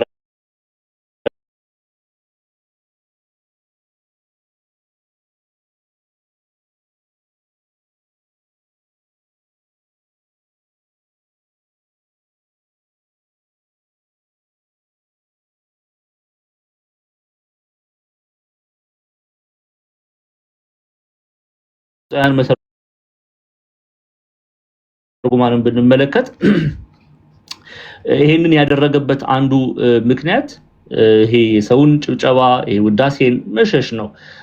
ቅዱስ ኤፍሬም ሶሪያዊ አንተ ውዳሴን በነገራችን ላይ እዚህ ጋር አንድ ነገር መናገር የምፈልገው ቅዱሳን ድንቅ ስራ ይከተላቸዋል እንጂ እነሱ ድንቅ ስራን እየተከተሉ አይደለም የሚሄዱት፣ ወይም ደግሞ ግሎሪፊኬሽን ፈልገው አይደለም። የሰውን ጩኸት ሰው እንዲያጨበጭብላቸው አይደለም ድንቅ የሚያደርጉት። በነገራችን ላይ ቅዱሳን በሄዱበት ሁሉ መልካም የሆነው ነገር ይከተላቸዋል፣ ድንቅ ነገር ይከተላቸዋል። ሐዋርያትን ስትመለከቱ ይሄ መልካም ነገር እየተከተላቸው ነው በየገቡበት ከተማ ድንቅን እያደረጉ ይሄድ ነበረውና ሴንት ኢዛክ ቅዱስ ይስሐቅ ሶሪያዊ ቅዱስ ይስሐቅ ሶሪያዊ እንዲላል whoever escapes prestige is chased by it and whoever chases it would be evade him ይላል እና የሰውን ሙገሳ ፈልጎ የሚሄድ ያንን ነገር አያገኝም፣ ያጠፋዋል። ኦኬ ግን ይሄንን ሙገሳን ጭብጨባን የሚሸሽ ይሄ የሰው ድንቅ የማድረግ ታምራት ያንን ሰው የሚሸሸውን ሰው ይከተሉታል፣ ድንቅ ስራው ይከተለዋል እያለ ሴንት ኢዛክ ሲሪያን ወይም ቅዱስ ይስሐቅ ሶሪያዊ ይናገራል። ግብፃውያን መተርጉማንም ይህንን ሐሳብ ይቀበላሉ እና ጌታችን ማርቆስ ወንጌል ምዕራፍ 1 ቁጥር 13 ላይ ደግሞም በባህር አጠገብ ወጣ የተባለው አንደኛው ምክንያት ለምን ወጣ የሚለውን ከዚህ አውድ ነው የምንመለከተው። ሁለተኛ ደግሞ ሊያስተምራቸው እንደዚህ አይነት ልማድ አለው። ወደ ባህር ቦታ በመሄድ ጸጥ ወዳለ ቦታ በመሄድ የእግዚአብሔር ከጫጫታው ይሄ ህዝብ በዛ ቁጥር ከሚመጣው ድምጽ በመራቅ ወንጌልን ለማስተማር ቃል እግዚአብሔርን ለማስተማር ጸጥ ወዳለ ቦታ ይዟቸው ይሄዳል። ለምሳሌ የዛው የማርቆስ ወንጌል ምዕራፍ 4 ላይ ስትመጡ ይሄንን ሐሳብ ታገኛላችሁ። ሊያስተምራቸው ቃል እግዚአብሔርን ሊያስተምራቸው ምዕራፍ 4 ቁጥር 1 ላይ ለምትጽፉ ሰዎች ማርቆስ ምዕራፍ 4 ቁጥር 1 ላይ እንዲላል ደግሞም በባህር ዳር ሊያስተምር ጀመረ። እጅግ ብዙ ሰዎችም ወደርሱ ስለተሰበሰቡ እርሱ በታንኳው ገብቶ በባህር ላይ ተቀመጠ። ህዝቡ ሁሉ በባህር ዳር በምድር ላይ ነበሩ። በምሳሌ ብዙ ያስተምራቸው ነበረ፣ በትምህርቱም አላቸው ስሙ ይላል እና በባህር ዳር እየሄደ ቦታው ጸጥ ያለ ስለሆነ ያስተምራቸው እንደነበረ ይህንን ሁለት ሐሳብ እንመለከታለን። እሺ ወደ እዛው ቁጥር 14 ላይ ደግሞም ስለዚህ እዛው ላይ ህዝቡም ሁሉ ወደ እርሱ መጡና አስተማራቸው ይላል። ቁጥር 14 ላይ ሲያልፍም በመቅረጫው ተቀምጦ የነበረ የእልፌዎስ ልጅ ሌዊን አየና ተከተለኝ አለው። ተነስቶም ተከተለው ይላል። እንግዲህ ሌዊ ማቴዎስ ነው። ኦኬ፣ ሌላኛው ስሙ ሌዊ ተብሎ ይጠራል። ከምን አኳያ ይሄ ተባለ የሚለውን እንመለከታለን። እሺ፣ እንግዲህ ከዛ በፊት የማቴዎስ ወንጌል ምዕራፍ 10ን እናያለን። ማቴዎስ ወንጌል ምዕራፍ 10 ላይ ስትመጡ 12ቱን ሐዋርያት በስም ዝርዝር ማቴዎስ ወንጌል ምዕራፍ 10 ቁጥር 1 ላይ ማለት ነው እናገኛቸዋለን። ማቴዎስ ወንጌል ምዕራፍ 10 ከቁጥር 1 12ቱም ደቀ መዛሙርት ወደ እርሱ ጠርቶ እንዲያወጣቸው በርኩሳን መናፍስት ላይ ደዌን ሕማምን ሁሉ እንዲፈውሱ ስልጣን ሰጣቸው። የ12ቱም ሐዋርያት ስም ይህ ነው። መጀመሪያ ጴጥሮስ የተባለው ስምዖን፣ ከዛ የጴጥሮስ ወንድሙ ተብሎ የተጠራው እንድርያስም፣ የዘብዴዎስ ልጅ ያዕቆብ፣ ወንድሙም ዮሐንስም፣ ፊልጶስም፣ በርተሎሜዎስም፣ ከዛ በኋላ ቶማስም ካለ በኋላ ቀራጩ ማቴዎስም ይላል። ይሄ ቁጥሩ ከ12ቱ ሐዋርያት ነው የሚመደበው ማቴዎስ። ከዛ ይቀጥልና የእልፌዎስ ልጅ ያዕቆብም፣ ታዲዮስም የተባለው ልብድዮስ፣ ቀነናዊው ስምዖን፣ ደግሞ አሳልፎ የሰጠው የአስቆሮቱ ይሁዳ፣ ቀራጩ ማቴዎስም ያለው ቀራጩ ማቴዎስም ብሎ እዚህ ላይ የገለጠው የቀድሞ ግብሩን ለመግለጽ ነው፣ ለመለየት ነው ከሐዋርያት። ይሄ ማቴዎስ በማርቆስ ወንጌል ላይ በሉቃስ ወንጌል ላይ ጌታችን መድኃኒታችን ኢየሱስ ክርስቶስ በመቅረጥ ላይ ያለ የጠራው ማቴዎስ ተብሎ ለመለየት እንዲያመች ቀራጩ ማቴዎስም ብሎ የመጽሐፍ ይጠራዋል። እንግዲህ ማቴዎስ ማለት የእግዚአብሔር ስጦታ ማለት ነው። የእግዚአብሔር ስጦታ ማለት ነው። ቅድም እንደነገርኳችሁ ቁጥሩ ከ12ቱ የሐዋርያት ስም ዝርዝር ነው። በማቴዎስ ላይ ብቻ አይደለም፣ ደግሞ በማርቆስ ላይም በሉቃስ ላይም ስሙ ተጽፎ እናገኛለን። ለምሳሌ ማቴዎስን ያው ከቁጥር 10 ምዕራፍ 10 ላይ ተናል። ማርቆስ ላይ ስትመጡ የማርቆስ ወንጌል ላይ ምዕራፍ 3 ላይም ከቁጥር 16 እስከ 19 እናገኛለን። ስምዖንም ጴጥሮስ ብሎ ሰየመው፣ የዘብዴዎስ ልጅ ያዕቆብን፣ የያዕቆብ ወንድም ዮሐንስን፣ ቦአኔርጌስ ብሎ ሰየማቸው፣ የነጎድጓድ ልጆች ማለት ነውና ካለ በኋላ እንድርያስን፣ ፊልጶስን፣ በርተሎሜዎስን፣ ከዛ ማቴዎስንም፣ ቶማስንም፣ የእልፌዎስ ልጅ ያዕቆብንም፣ ታዲዮስንም፣ ቀነናዊው ስምዖንንም አሳልፎ የሰጠው የአስቆሮቱን ይሁዳን ይላል። እንግዲህ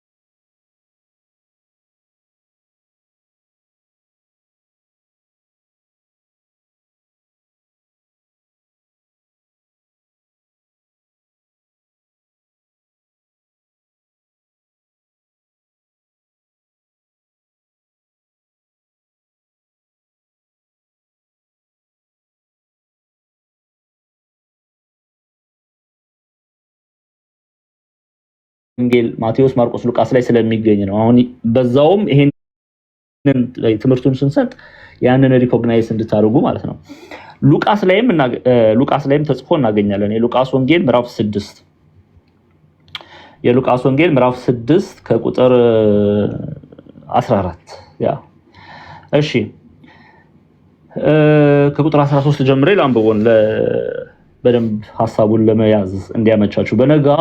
በነጋም ጊዜ ደቀ መዛሙርቱን ጠራ፣ እነርሱም 12 መረጠ፣ ደግሞም ሐዋርያት ብሎ ሰየማቸው። እነርሱም ጴጥሮስ ብሎ እንደገና የሰየመው ስምዖን፣ ወንድሙ እንድርያስ፣ ያዕቆብም፣ ዮሐንስም፣ ፊልጶስም፣ በርተሎሜዎስም፣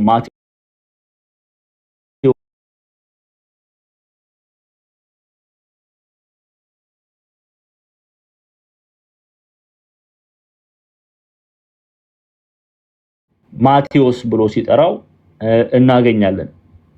እሺ አሁን ሐዋርያት ሥራ ምዕራፍ 1 ላይም አለ ይሄንን ሐሳብ ቁጥር 13 ላይም እናያለን። አንዴ እሱን እንመልከት፣ ከዛ በኋላ እንቀጥላለን። ኦኬ ሐዋርያት ሥራ ምዕራፍ 1 ቁጥር 13 ላይ በገቡም ወደሚኖሩበት ሰገነት ወጡ። ጴጥሮስ፣ ዮሐንስ፣ ያዕቆብ፣ እንድርያስ፣ ፊልጶስ፣ ቶማስ፣ በርተሎሜዎስ፣ ማቴዎስም፣ የእልፌዎስ ልጅ ያዕቆብ፣ ቀናተኛ የሚባለው ስምዖን፣ ያዕቆብ ልጅ ይሁዳም፣ እነዚህ ሁሉ ከሴቶችና ከኢየሱስ እናት ከእናታችን ቅድስት ድንግል ማርያም ጋር ማለት ነው ከኢየሱስ እናት ከማርያም ከወንድሞቹም ጋር በአንድ ልብ ሆነው ለጸሎት ይተጉ ነበረ። በአንድ ልብ ሲል በፍቅር ሆነው ተብሎ ይተረጎማል። ህብረታቸውን ለመግለጽ ወይም በአንድ ዓላማ እየተባለ ይተረጎማል። በብዙ ይፈታል። እሺ እዚህ ጋርም ሐዋርያ ሥራ ላይም ማቴዎስ ብሎ ሲጠራው እናያለን።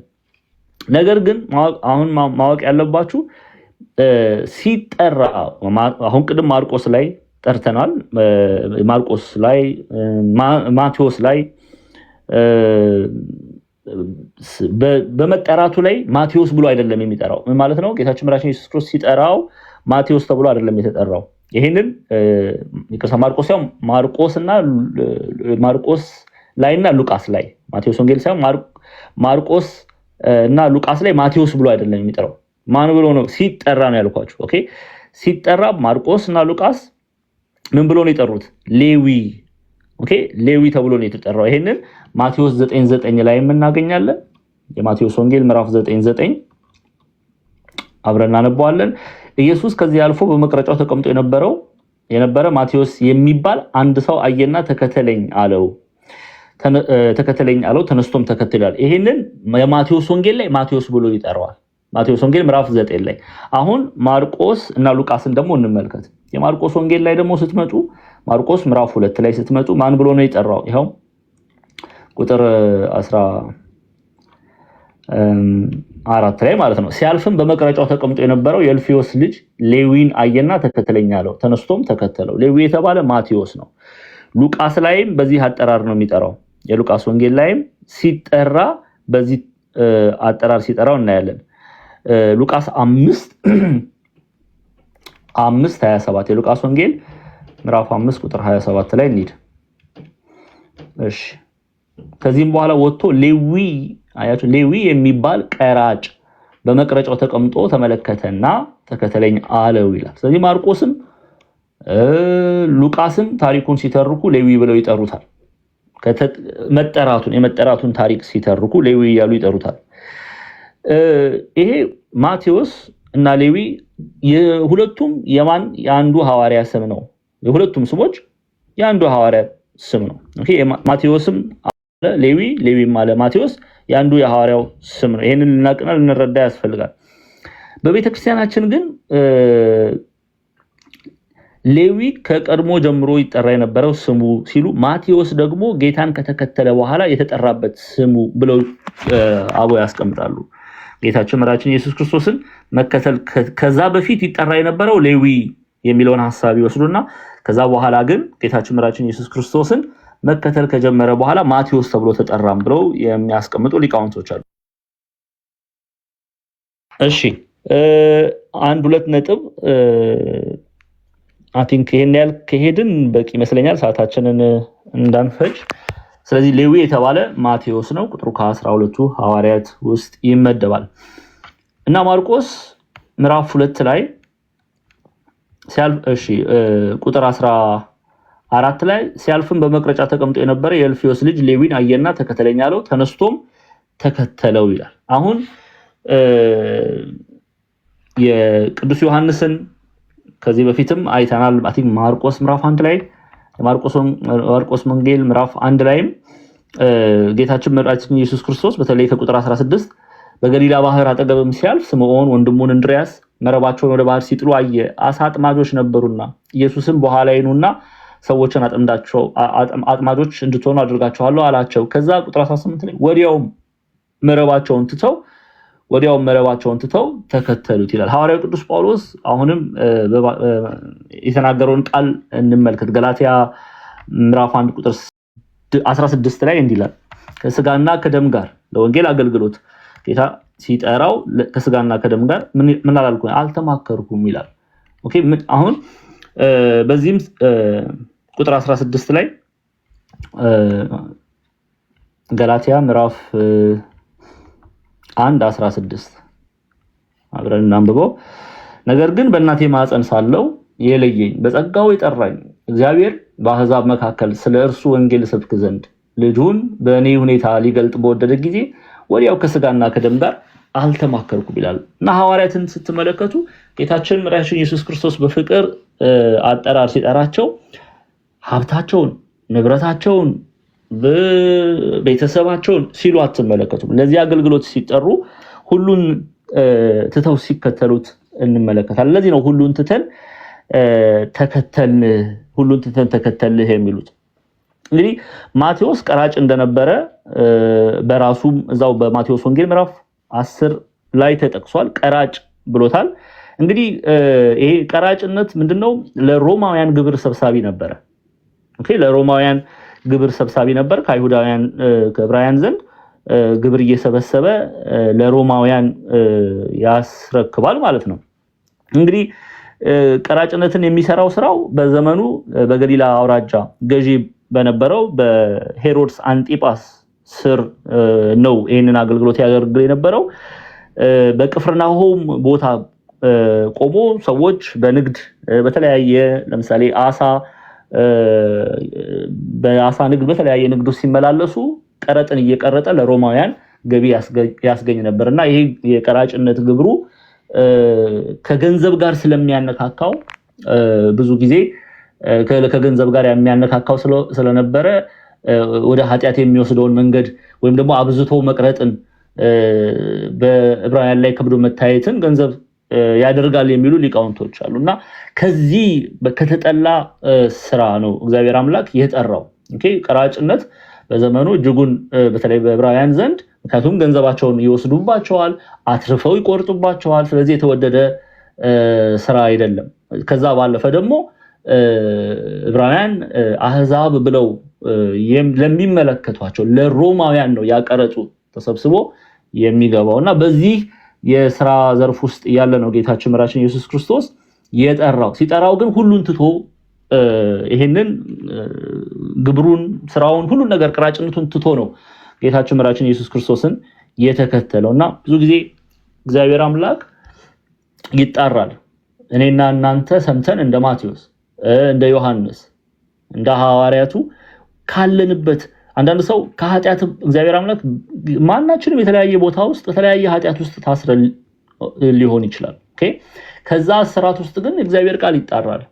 ከዚህ ክፍል አንድ የምንረዳው ነገር እግዚአብሔርን ቃል ስንሰማ ተነስተን እኛ ልንከተለው ይገባል። ሁሉ ነገር ትተን ልንከተለው፣ ኃጢአትን ትተን፣ በደሉን ትተን፣ ክፋቱን ትተን፣ ሁሉ ነገር ትተን ህይወት ወደ ሆነው መድኃኒት ወደ ሆነው አምላክ ልንሄድ ያስፈልጋል። አንዳንድ ጊዜ ትተን ካልወጣን እዛው ምን ቀር ከሆነ መጨረሻው ሞት ነው የሚሆነው። የኃጢአት ደሞዝ ሞት ነውና ይላል። ስለዚህ ማርቆስ በማቴዎስ ወንጌል የሌዊን አጠራር የማቴዎስን የሌዊን አጠራር ሲነግረን ሁሉን ትቶ ወዲያው ተከተለው ብሎ አስቀምጦልናል። ስለዚህ ሲያልፍም በመቅረጫው ተቀምጦ የነበረው የእልፌዎስ ልጅ ሌዊን አየና ተከተለኝ አለው። ተነስቶም ተከተለ ይላል። በቤቱም በማዕድ ተቀምጦ ሳለ ብዙ ቀራጮችና ኃጢአተኞች ከኢየሱስና ከደቀ መዛሙርቱ ጋር ተቀመጡ። ብዙ ነበሩ፣ ይከተሉትም ነበር ይላል። እንግዲህ ይሄንን ታሪክ በአራቱም ሉቃስም ማቴዎስም ሶስቱን ሲናፕቲክ ወይም አብሮ የሚታይ ወንጌልን የምንላቸው ሲናፕቲክ ጋስፐል ሉቃስ፣ ማቴዎስ፣ ማርቆስ መዝግቦት እናያለን። ለምሳሌ ሉቃስ ምዕራፍ 5 ላይ ስትመለከቱ የሉቃስ ወንጌል ምዕራፍ 5 ከቁጥር 27 ላይ ይሄንን ተመዝግቦ እናያለን። ሉቃስ 5:27 እንዲህ ይላል፣ ከዚህ በኋላ ወጥቶ ሌዊ የሚባል ቀራጭ በመቅረጫው ተቀምጦ ተመለከተና ተከተለኝ አለው። ሁሉንም ተወ፣ ተነስቶም ተከተለው። ሌዊም በቤቱ ታላቅ ግብዣ አደረገለት። ከነርሱም ጋር በማዕድ ተቀምጦ የነበሩ ከቀራጮችና ከሌሎች ሰዎች ብዙ ሕዝብ ነበሩ። ፈሪሳውያን ጻፎች በደቀ መዛሙርቱ ላይ ስለምን ከቀራጮች ከኃጢአተኞች ጋር ትበላላችሁ ትጠጡማላችሁ ብለው አንጎራጎሩ ይላል። ሉቃስ እንዲህ ባለ ሁኔታ ይተርከዋል። እስከ 32 ድረስ ገብታችሁ አንብቡት። ኃጢአተኞቹም ወደ ንስሐ እንጂ ጻድቃንን ልጠራ አልመጣሁም አላቸው ይላል ጌታ። ማቴዎስ 9:9 ላይም እናገኛለን። የማቴዎስ ወንጌል ምዕራፍ 9 ላይም ስትመለከቱ ተመሳሳይ ታሪክ ማቴዎስ ደግሞ መዝግቦልን እናያለን። የማቴዎስ ወንጌል ምዕራፍ 9 ቁጥር 9 ላይ እንዲላል ኢየሱስም ከዚህ አልፎ በመቅረጫው ተቀምጦ የነበረ ማቴዎስ የሚባል አንድ ሰው አየና ተከተለኝ አለው። ተነስቶም ተከተለው። በቤቱም በማዕድ ተቀምጦ ሳለ እነሆ ብዙ ቀራጮችና ኃጢአተኞች መጥተው ከኢየሱስና ከደቀ መዛሙርቱ ጋር አብረው ተቀመጡ። ከዛ ፈሪሳውያንም አይተው ደቀ መዛሙርቱን መምህራችሁ ከቀራጮችና ከኃጢአተኞች ጋር አብሮ ስለምን ይበላል አሏቸው። ኢየሱስም ሰምቶ ሕመምተኞች እንጂ ባለጤናዎች ባለመድኃኒት አያስፈልጋቸውም፣ ነገር ግን ሄዳችሁ ምሕረትን እወዳለሁ መስዋዕትን አይደለም ያለው ምን እንደሆነ ተማሩ። ኃጢአተኞችን ወደ ንስሐ እንጂ ጻድቃንን ልጠራ አልመጣሁም አላቸው ይላል። እንግዲህ ማቴዎስ ላይ ነው የምናየው። ማርቆስም ደግሞ በማርቆስ 2 ላይ አሁን ቅድም እያየን ያለ ነው። ማርቆስ 2 ላይ ይሄንኑ ታሪክ የሉቃስና የማቴዎስን አይተናል። በማርቆስ ወንጌል ምዕራፍ 2 ላይ ከቁጥር 17 ታሪኩን ጻፎችም ፈሪሳውያንም በቤቱም በማዕድ ተቀምጦ ሳለ ብዙ ኃጢአተኞችና ከኢየሱስና ከደቀ መዛሙርቱ ጋር ተቀመጡ። ብዙ ነበሩ፣ ይከተሉትም ነበረ። ጻፎችም ፈሪሳውያን ከቀራጮችና ከኃጢአተኞች ጋር ሲበላ አይተው ለደቀ መዛሙርቱ ከቀራጮችና ከኃጢአተኞች ጋር የሚበላ የሚጠጣ ስለምንድን ነው አሉ። ኢየሱስም ሰምቶ ሕመምተኞች እንጂ ብርቱዎች ባለመድኃኒት አያስፈልጋቸውም፣ ኃጢአተኞች እንጂ ጻድቃንን ልጠራ አልመጣሁም አላቸው ይላል። እንግዲህ የማርቆስን፣ ሉቃስን፣ ማቴዎስን እንድናይ ነው። ገጸ ንባቡን ምን ይመስላል የሚለውን ለመመልከት ነው። እንግዲህ ጌታችን መድኃኒታችን ኢየሱስ ክርስቶስ የመጣው ስለምንድን ነው የሚለውን ሐሳብ ማወቅና መረዳት ያስፈልጋል። ራሱ አምላካችን ይሄንኑ እዚሁ በሉቃስ ወንጌል ምዕራፍ 5 ቁጥር 32 ላይ የማርቆስ ወንጌል ምዕራፍ 2 ቁጥር 17 ላይ ማቴዎስ ምዕራፍ 9 ላይ ይሄንን ይመልሳል። አሁን ለምሳሌ እዚሁ በማርቆስ ወንጌል ጻፍት ፈሪሳውያን ከቀራጮች ከኃጢአተኞች ጋር ሲበላ አይተው ለደቀ መዛሙርቱ ከቀራጮች ከኃጢአተኞች ጋር የሚበላ የሚጠጣ ስለምንድን ነው አሉ ብለው ደቀ መዛሙርቱን ነው መምህራቸውን ከሰው ስለምን ከቀራጮችና ከኃጢአተኞች ጋር ይበላል ብለው ጠየቋቸው። ለምንድን ነው ይሄንን ያሉት? እንግዲህ ጻፍት ፈሪሳውያን በእነሱ እይታ ምንድነው ጌታችን መድኃኒታችን ኢየሱስ ክርስቶስ ከቀራጮችና ከኃጢአተኞች ጋር ሲበላ የነሱን አብሮ መብላቱ አብሮ በማዕድ መቀመጡ ህብረት ማድረጉ የነርሱን በደል የነርሱን ኃጢአት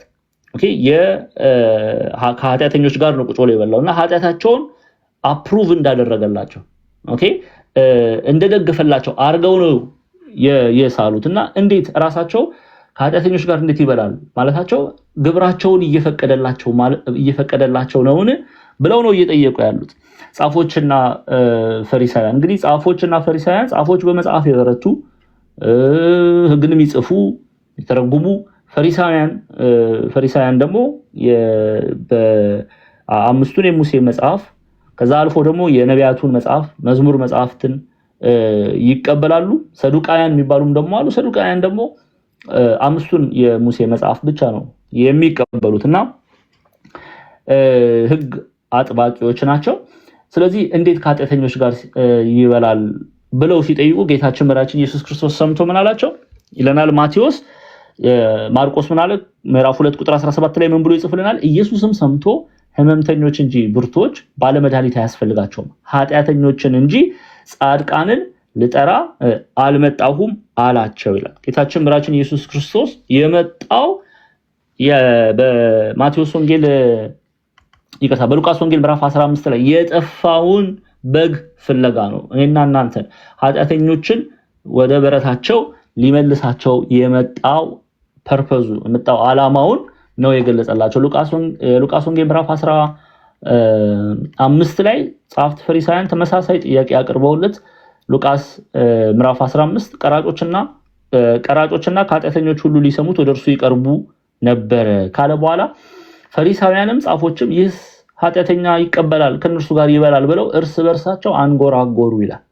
ይሄንን ጌታችን መድኃኒታችን ኢየሱስ ክርስቶስ እንዴት ባለ በምሳሌ ሲመልስላቸው ተመልክቱ። ይህንም ምሳሌ ነገራቸው እንዲህ ሲል ይላል 100 በግ ያለው ከነርሱም አንዱ ቢጠፋ 99ኙ በበረሃ ትቶ የጠፋውን እስኪያገኝ ድረስ ሊፈልገው የማይሄድ ከእናንተ ማን ነው?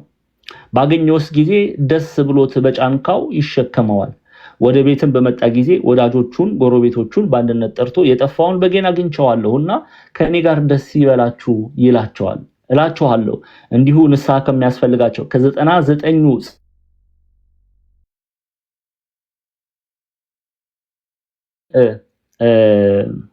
ቁጥር 7 ላይ ነው። እላችኋለሁ እንዲሁ ንስሐ ከሚያስፈልጋቸው ከ99 ጻድቃን ይልቅ ንስሐ በሚገባ በአንድ ኃጢአተኛ በሰማይ ደስታ ይሆናል ይላል። በሰማይ ባሉ ቅዱሳን መላእክት ደስታ ይሆናል። ይሄ ደስታ በነገራችን ላይ በሰማይ ብቻ አይደለም። አንዳንድ ጊዜ ሰው ንስሐ ሲገባ ከእግዚአብሔር ጋር ሲታረቅ ቅዱሳን መላእክት ደስታን ያደርጋሉ ይባላል። which is እውነት ነው፣ ደግሞ የወንጌል እውነት ነው። ግን ደግሞ ቅዱሳን መላእክት ብቻ ሳይሆን ምድራውያን መላእክትም ምድራውያን መላእክት የተባሉት ሐዋርያትም ጭምር በዚህ ሐሴት ያደርጋሉ፣ በዚህ ይደሰታሉ። ለምሳሌ ቅዱስ ዮሐንስ በሶስተኛ ዮሐንስ መልእክት የተጻፈው ጋዮስ ተብሎ ለተጠራ ለቅዱስ ዮሐንስ ጓደኛ ይሉታል ሊቃውንቱ። ምዕራፍ 1 ላይ እንዲህ ይለዋል፣ መልካም የሆነን የምስራች ስለሰማ ቅዱስ ዮሐንስ ለጋዮስ እንዲህ ይለዋል፣ ሽማግሌው በእውነት እኔ ለምወደው ለተወደደው ለጋዮስ ወዳጄ ሆይ ነፍስ እንደሚከናወን በነገር ሁሉ እንዲከናወንልህ ጤና እንዲኖርህ እጸልያለሁ። ወንድሞች መጥተው አንተ በእውነት እንደምትሄድ ስለ እውነት ሲመሰክሩ እጅግ ደስ ብሎኛል። ልጆቼ በእውነት እንዲሄዱ ከመስማት ይልቅ የሚበልጥ ደስታ የለኝምና ይላል። አያችሁ አይደለ? የሐዋርያት ደስታ የደስታው ጥግ ምንድነው ቢሉ አንድ ሰው በእግዚአብሔር ቃል አምኖ ተጠምቆ ወደ ቤተክርስቲያን ሲጨመር፣ አንድ ኃጢአተኛ ንስሐ ገብቶ ወደ ቤተክርስቲያን ህብረት ሲመለስ፣ ይሄ የሐዋርያት የደስታቸው ጥግ ነው። በቃ ለዛ ነው ቅዱስ ዮሐንስ ልጆቼ በእውነት እንዲሄዱ ከመስማት ይልቅ የሚበልጥ ደስታ የለኝም የሚበልጥ ደስታ የለኝም እያለ ለጋዮስ መልእክቱን ሲልክለት እንመለከታለን። እና ምን ያህል የሰው ልጅ መዳን ጌታችን መድኃኒታችን ኢየሱስ ክርስቶስ ግድ እንደሚሰጠው ያህል ሐዋርያትም ደግሞ እርሱን በዚህም መስለውታል። ጌታችን መድኃኒታችን ኢየሱስ ክርስቶስ እኔና የናንተ መጥፋትን ሳይሆን መዳንን ነው የሚፈልገው። ሐዋርያትም እንዲሁ። ሐዋርያት ደግሞ በዚህ በሰማይ ያለችውን ቤተክርስቲያን ሲመስሉ እናያለን። የቅዱሳን ህብረት፣ ቅዱሳን መላእክትም በአንድ ሰው ንስሐ በሚገባ በአንድ ኃጢአተኛ ጌታ እንደነገረን ንስሐ በሚገባ በአንድ ኃጢአተኛ ደስታ ይሆናል እንዳለ በምድርም ያሉ ሐዋርያት ሐሴታቸው ይሄ እንደሆነ እንመለከታለን። እሺ እንመለስ ወደ ማርቆስ ምዕራፍ 2። ስለዚህ ማርቆስ በቤቱም በማዕድ ተቀምጦ ሳለ ይላል። እንግዲህ በቤቱም ሲል ወደ ቤቱ የጋበዘው ሌዊ ወይም ማቴዎስ ነው። በቤቱም በማዕድ ተቀምጦ ሳለ ብዙ ቀራጮችና ኃጢአተኞች ከኢየሱስ ክርስቶስ ከደቀ መዛሙርቱ ጋር ተቀምጦ ብዙ ነበሩ፣ ይከተሉትም ነበር ይላል። በቤቱም በማዕድ ተቀምጦ ብቻ ብሎ ነው የሚያስቀምጠው። ግን ይሄ ቤት የማን ቤት እንደሆነ በሌላ የወንጌል ክፍል ላይ እንመለከታለን። ሉቃስ ምዕራፍ 5 ቁጥር ለምትጽፉ ሰዎች 27 ጀምሮ እንመለከት። ከዚህም በኋላ ወጥቶ ሌዊ የሚባል ቀራጭ በመቅረጫው ተቀምጦ ተመለከተና ተከተለኝ አለው። ሁሉንም ተወ፣ ተነስቶም ተከተለው ካለ በኋላ ቁጥር 29 ላይ ሌዊም ወደ ቤቱ የጋበዘው ይሄ ቀራጭ ማን ነው? ሌዊም ወይም ማቴዎስ፣ ሌዊ ወይም ማቴዎስ ነው። ሌዊ የሚለው ስም ከጌታን ከመከተሉ በፊት የተሰጠው ነው ይላሉ። ማቴዎስ የሚለው ስም ደግሞ ጌታችን መድኃኒታችን ኢየሱስ ክርስቶስን መከተል ከጀመረ በኋላ የተሰጠው ስም ብለው የሚናገሩ ሊቃውንት አሉና ሌዊም በቤቱ ምን አለው? ጠራው። ሌዊም በቤቱ ታላቅ ግብዣ አደረገ። ከነርሱም ጋር በማዕድ ተቀምጠው የነበሩ ከቀራጮችና ከሌሎች ሰዎች ብዙ ሕዝብ ነበሩ። እና የማን ቤት ነው ይሄ ግብዣ የተደረገው? የሌዊ ቤት ማቴዎስ ማለት ነው። ማቴዎስ 9:9 ላይም ይሄንን እናገኛለን። የማቴዎስ ወንጌል ምዕራፍ 9 ላይ ማቴዎስም ይሄንን ጽፎልን እናያለን። ማቴዎስ ምዕራፍ 9 ቁጥር 9 ላይ ኢየሱስም ከዚህ አልፎ በመቅረጫው ተቀምጦ የነበረ ማቴዎስ የሚባል አንድ ሰው አየና ተከተለኝ አለው። ተነስቶም ተከተለው ካለ በኋላ በቤቱም በማዕድ ተቀምጦ ሳለ በማን ቤት? በማቴዎስ ቤት። በቤቱም በማዕድ ተቀምጦ ሳለ እነሆ ብዙ ቀራጮችና ኃጢአተኞች መጥተው ከኢየሱስና ከደቀ መዛሙርቱ ጋር አብረው ተቀመጡ ይላል። ስለዚህ ሉቃስ እንደነገረ ሌዊ በተባለ ማቴዎስ ቤት ነው ይሄ ግብዣ የተደረገው። እሺ ቁጥር 17 ላይ እንግዲህ ጻፎችና ፈሪሳውያን ላቀረቡለት ጥያቄ ጌታችን መድኃኒታችን ኢየሱስ ክርስቶስ ኢየሱስም ሰምቶ ሕመምተኞች እንጂ ብርቱዎች ባለመድኃኒት አያስፈልጋቸውም፣ ኃጢአተኞች እንጂ ጻድቃንን ልጠራ አልመጣሁም አላቸው። እንዲህ በማለቱ እርሱ መሲህ መሆኑን መሰከረ። እርሱ ክርስቶስ መሆኑን መሰከረ። እርሱ ኢየሱስ መሆኑን መሰከረ። ኢየሱስ ማለት እግዚአብሔር አዳኝ ነው ማለት ነው። ኦኬ መድኃኒት መሆኑን መሰከረ። እውነተኛ መድኃኒት በነገራችን ላይ የነፍስም የስጋ መድኃኒት መሆኑን ነገራቸው። ኢየሱስም ሰምቶ ሕመምተኞች እንጂ ብርቱዎች ባለመድኃኒት አያስፈልጋቸውም፣ ኃጢአተኞችን እንጂ ጻድቃንን ልጠራ አልመጣሁም አላቸው ይላል። ቁጥር 18 ላይ የዮሐንስ ደቀ መዛሙርትና ፈሪሳውያን ይጦሙ ነበረ። መጥተውም የዮሐንስ የፈሪሳውያን ደቀ መዛሙርት የሚጦሙት ያንተ ደቀ መዛሙርት ግን የማይጦሙት ስለምንድን ነው ብለው ጥያቄ ያቀረቡለት። ኢየሱስም አላቸው ሙሽራው ከነርሱ ጋር ሳለ፣ ሙሽራው የሚለው ራሱን ነው። ሙሽራው ከነርሱ ጋር ሳለ ሚዜዎች ደግሞ የሚለው ሐዋርያቱን ነው። ከነርሱ ጋር ሳለ ሚዜዎች ሊጦሙ ይችላሉን? ሙሽራው ከነርሱ ጋር ሳለ ሊጦሙ አይችሉም ብሎ መለሰላቸው። ይሄ ከምን አኳያ ነው ይሄንን ያለው የሚለውን ሐሳብ እንመለከታለን ከዚህ በኋላ ላይ። ይሄንን ሐሳብ በደንብ ማወቅና መረዳት ያስፈልጋል። ከዛ በፊት ግን አንድ ሁለት ነጥብ እናንሳ። ስለ ፈሪሳውያን ስለ ጦም ያነሱት እነሱ ስለ ጦም ስለ ሕጉ ግድ ብሏቸው አይደለም፣ ወይም እነሱ የሚያቀርቡት ጦም በእግዚአብሔር ዘንድ ተቀባይነት ያለው ሆኖ አይደለም። ይህንን እንመለከታለን። ለምሳሌ በፈሪሳውያን በሳምንት 2 ጊዜ ይጾሙ ነበረ። በሳምንት 2 ጊዜ ይጾማሉ። የሉቃስ ወንጌል ምዕራፍ 18 ላይ ይህንን እናገኛለን። ሉቃስ 18 ከቁጥር 12 ላይ ክፈቱልኝ።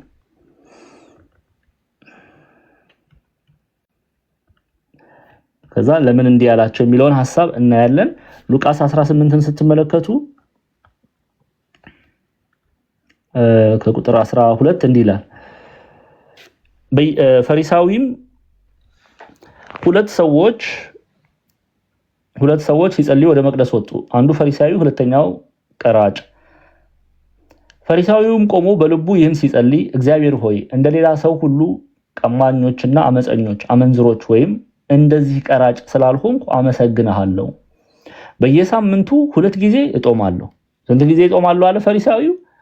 በየሳምንቱም 2 ጊዜ እጾማለሁ። ከማገኘውም ሁሉ አስራት አወጣለሁ አለ። ቀራጩ ግን በሩቅ ቆሞ አይኖቹን ወደ ሰማይ ሊያነሳ እንኳን አልወደደም። ነገር ግን አምላኬ ሆይ እኔ ኃጢአተኛውን ማረኝ እያለ ደረቱን ይደቃ ነበር። እላችኋለሁ ከዚያ ይልቅ ይህ ጻድቅ ሆኖ ወደ ቤቱ ተመለሰ። ራሱን ከፍ የሚያደርግ ሁሉ ይዋረዳል፣ ራሱን ግን የሚያዋርድ ከፍ ይላል። እና ሁለቱ አንዱ ቀራጭ ነው። በምሳሌ ጌታ ሲያስተምር አንዱ ቀራጭ ነው፣ አንዱ ፈሪሳዊ ነው። ፈሪሳዊው ምን ብሎ እኔ እንደዚህ ቀራጭ ስላላደረከኝ፣ እኔ ኃጢአተኛ ስላላደረከኝ፣ እኔ በደለኛ ስላላደረከኝ ደግሞ እኔ በሳምንት 2 ጊዜ እጦማለሁ እያለ ነው ጸሎቱን የሚያደርገው። ያ ፈሪሳዊ ግን ምን አደረገ? ቀራጩ ግን ይላል በሩቅ ቆሞ ልገባ እንኳን ቀርቦ እንኳን እኔ በደለኛ ነኝ ኃጢአተኛ ነኝ በሚለው እይታ ቀርቦ እንኳን መናገር ሳይደፍር፣ ቀራጩ ግን በሩቅ ቆሞ አይኖቹን ወደ ሰማይ ሊያነሳ እንኳን አልወደደም። ከዛስ ነገር ግን አምላኬ ሆይ እኔ ኃጢአተኛውን ማረኝ እያለ ደረቱን ይደቃ ነበር። እግዚአብሔር አምላክ ማንን የማረ ይመስላችኋል? ከሁለቱ ራሱን ከፍ ከፍ ያደረገው ፈሪሳዊ ምን ይላል? ይዋረዳል። ራሱን ደግሞ ዝቅ ያደረገው ቀራጭ እርሱ ብዙ ምሕረትን ያገኛል። እሱ ምን ሆኖ ተመለሰ ይላል? እላችኋለሁ ከዚያ ይልቅ ይህ ጻድቅ ሆኖ ወደ ቤቱ ተመለሰ። ይህ ጻድቅ ሆኖ ተመለሰ የሚለው ቀራጩን ነው። እግዚአብሔር አምላክ ተመልከቱ፣ ማቴዎስን ነው የጠራው። እኛ እንደዚህ ነን የሚሉትን አይደለም፣ ወይም ደግሞ በሰው ዘንድ የተገፉትን፣ በሰው ዘንድ የተጠሉትን፣ በሰው ዘንድ ኢሊትሬት የተበቃ እነሱ የተማሩ አይደሉም የተባሉትን አይተናል አይደል እንዴ? አሳ የሚያጠምዱትን ስለምንድን ነው ይሄን ያደረገው ብለናል በባለፈው። አንደኛ በእነሱ የተሰራው ስራ በእኛ ተሰራ ብለው እንዳይናገሩ በእግዚአብሔር ኃይል በእነሱ ላይ ተገልጦ ድንቅ ማድረጋቸው ይነገር ዘንድ። ለምን ይሄኔ የተማሩ ቢሆኑ፣ ይሄኔ ትልልቅ ቦታ ላይ ያሉ ቢሆኑ፣ ይሄኔ ባለስልጣኖች ቢሆኑ፣ ሹማምንቶች ቢሆኑ በእኛ የተደረገ ነው ይሄ የወንጌል ስራ ብለው ሊመጻደቁ ይችሉ ስለሆነ ያልተማሩ ሰዎችን፣ የተናቁ ሰዎችን፣ በሰው ዘንድ የተጠሉ ሰዎችን መርጦ እግዚአብሔር አምላክ መጨረሻ ላይ ያሉትን አንስቶ ወደ ከፍታ ወደፊት ያወጣልና ስራውን ሊገልጥባቸው ስለወደደ እንዲህ አይነት ሰዎችን ነው እግዚአብሔር አምላክ የመረጠው። አንድም ማቴዎስን መምረጡ፣ ቀራጭ የተባለው ማቴዎስ ኃጢአተኛ የተባለውን በዚህ ክፉ ግብር ይመላለሳል ብለው በዕብራውያን ዘንድ የተጠላውን የቀራጭነት ስራ የሚያደርገውን ማቴዎስን መምረጡ እግዚአብሔር መራራ ህይወትን የሚያጣፍጥ አምላክ መሆኑን ከዚህ ህይወት ወጥቶ የሚጣፍጠውን ወንጌል ይሄው ማቴዎስ ለኔና ለእናንተ ምን አለን? ሰበከን። ይሄንን ክፍል እናያለንና በየሳምንቱ ስንት ጊዜ ይጾማሉ? 2 ጊዜ ይጾማሉ ፈሪሳውያን። ማርቆስ ምዕራፍ 2 ላይ ለዛ ነው የዮሐንስ ደቀ መዛሙርት ፈሪሳውያንም ይጦሙ ነበር። መጥተውም የዮሐንስ የፈሪሳውያን ደቀ መዛሙርት የሚጦሙት ያንተ ደቀ መዛሙርት ግን የማይጦሙት ስለምንድን ነው አሉት ብሎ ይጠይቃል። ኢየሱስም አላቸው ሙሽራው ከነርሱ ጋር ሳለ ሚዜዎቹ ሊጦሙ ይችላሉን? ሙሽራው ከነርሱ ጋር ሳለ ሊጦሙ አይችሉም ብሎ መለሰላቸው። ከምን አኳያ ይሄንን አለ የሚለውን እንመለከታለን። ለቤተክርስቲያን አባቶች ይሄንን ምን ብለው አስተማሩ የሚለውን ክፍል እናያለን። እንግዲህ ፈሪሳውያን ለምን ያንተ ደቀ መዛሙርት አይጾሙም ብለው ሲጠይቁት ጌታችን ምን አለ? ሙሽራው የሚለው ክርስቶስን ነው። በደንብ አድርጋችሁ ስሙ። ይሄን ክፍል ሙሽራው ብሎ የሚጠራው ክርስቶስ ነው። ስለዚህ ሙሽራው እኔ አብራቸው ሳለሁ፣ ሚዜዎች የተባሉት ደግሞ ሐዋርያት ናቸው። ሐዋርያት አይጾሙም። ከነርሱ የሚለይበት ጊዜ ግን አለ። አይጾሙም ሲል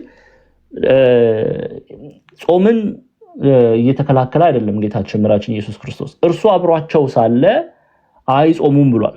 ይሄንን ማርቆስ ላይም ማቴዎስ 9 ላይም ማየት ይቻላል። እኔ አብሬያቸው ሳለው አይጾሙም ብሎ አስቀምጧል። ምን ማለት ነው? ይሄንን ቤተክርስቲያናችን ትርጓሜ ምን ብሎ ይፈታዋል? አባቶቻችን ምን ብለው ፈተውታል? እኔ ሳልሞት ሳላርግ መንፈስ ቅዱስ ሳይቀበሉ በመንፈስ ቅዱስ ባልታደሰ ሰውነት ጾመው ድል መንሳት ስለማይቻላቸው የተናገረው ነው ይላሉ።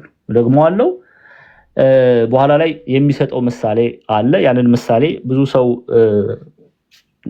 እዚህ ጋር ክላሪፋይ ማድረግ ስላለብን እዛ ላይ ትንሽ ሰፋ ያለ ጊዜ ወስደን በደንብ እናያለን። እኔ አብሬያቸው ሳለው አይጾሙም ምን ማለት ነው ቢሉ ይላሉ እኔ ሳልሞት ሳላርግ መንፈስ ቅዱስ ሳይቀበሉ በመንፈስ ቅዱስ ባልታደሰ ሰውነት ጾመው ድል መንሳት ስለማይቻላቸው ስለዚህ ይህንን ተናገረ። አሁን ይህንን ራሱ ጌታችን መራችን ኢየሱስ ክርስቶስ ሲያብራራ እንዲህ ይላል።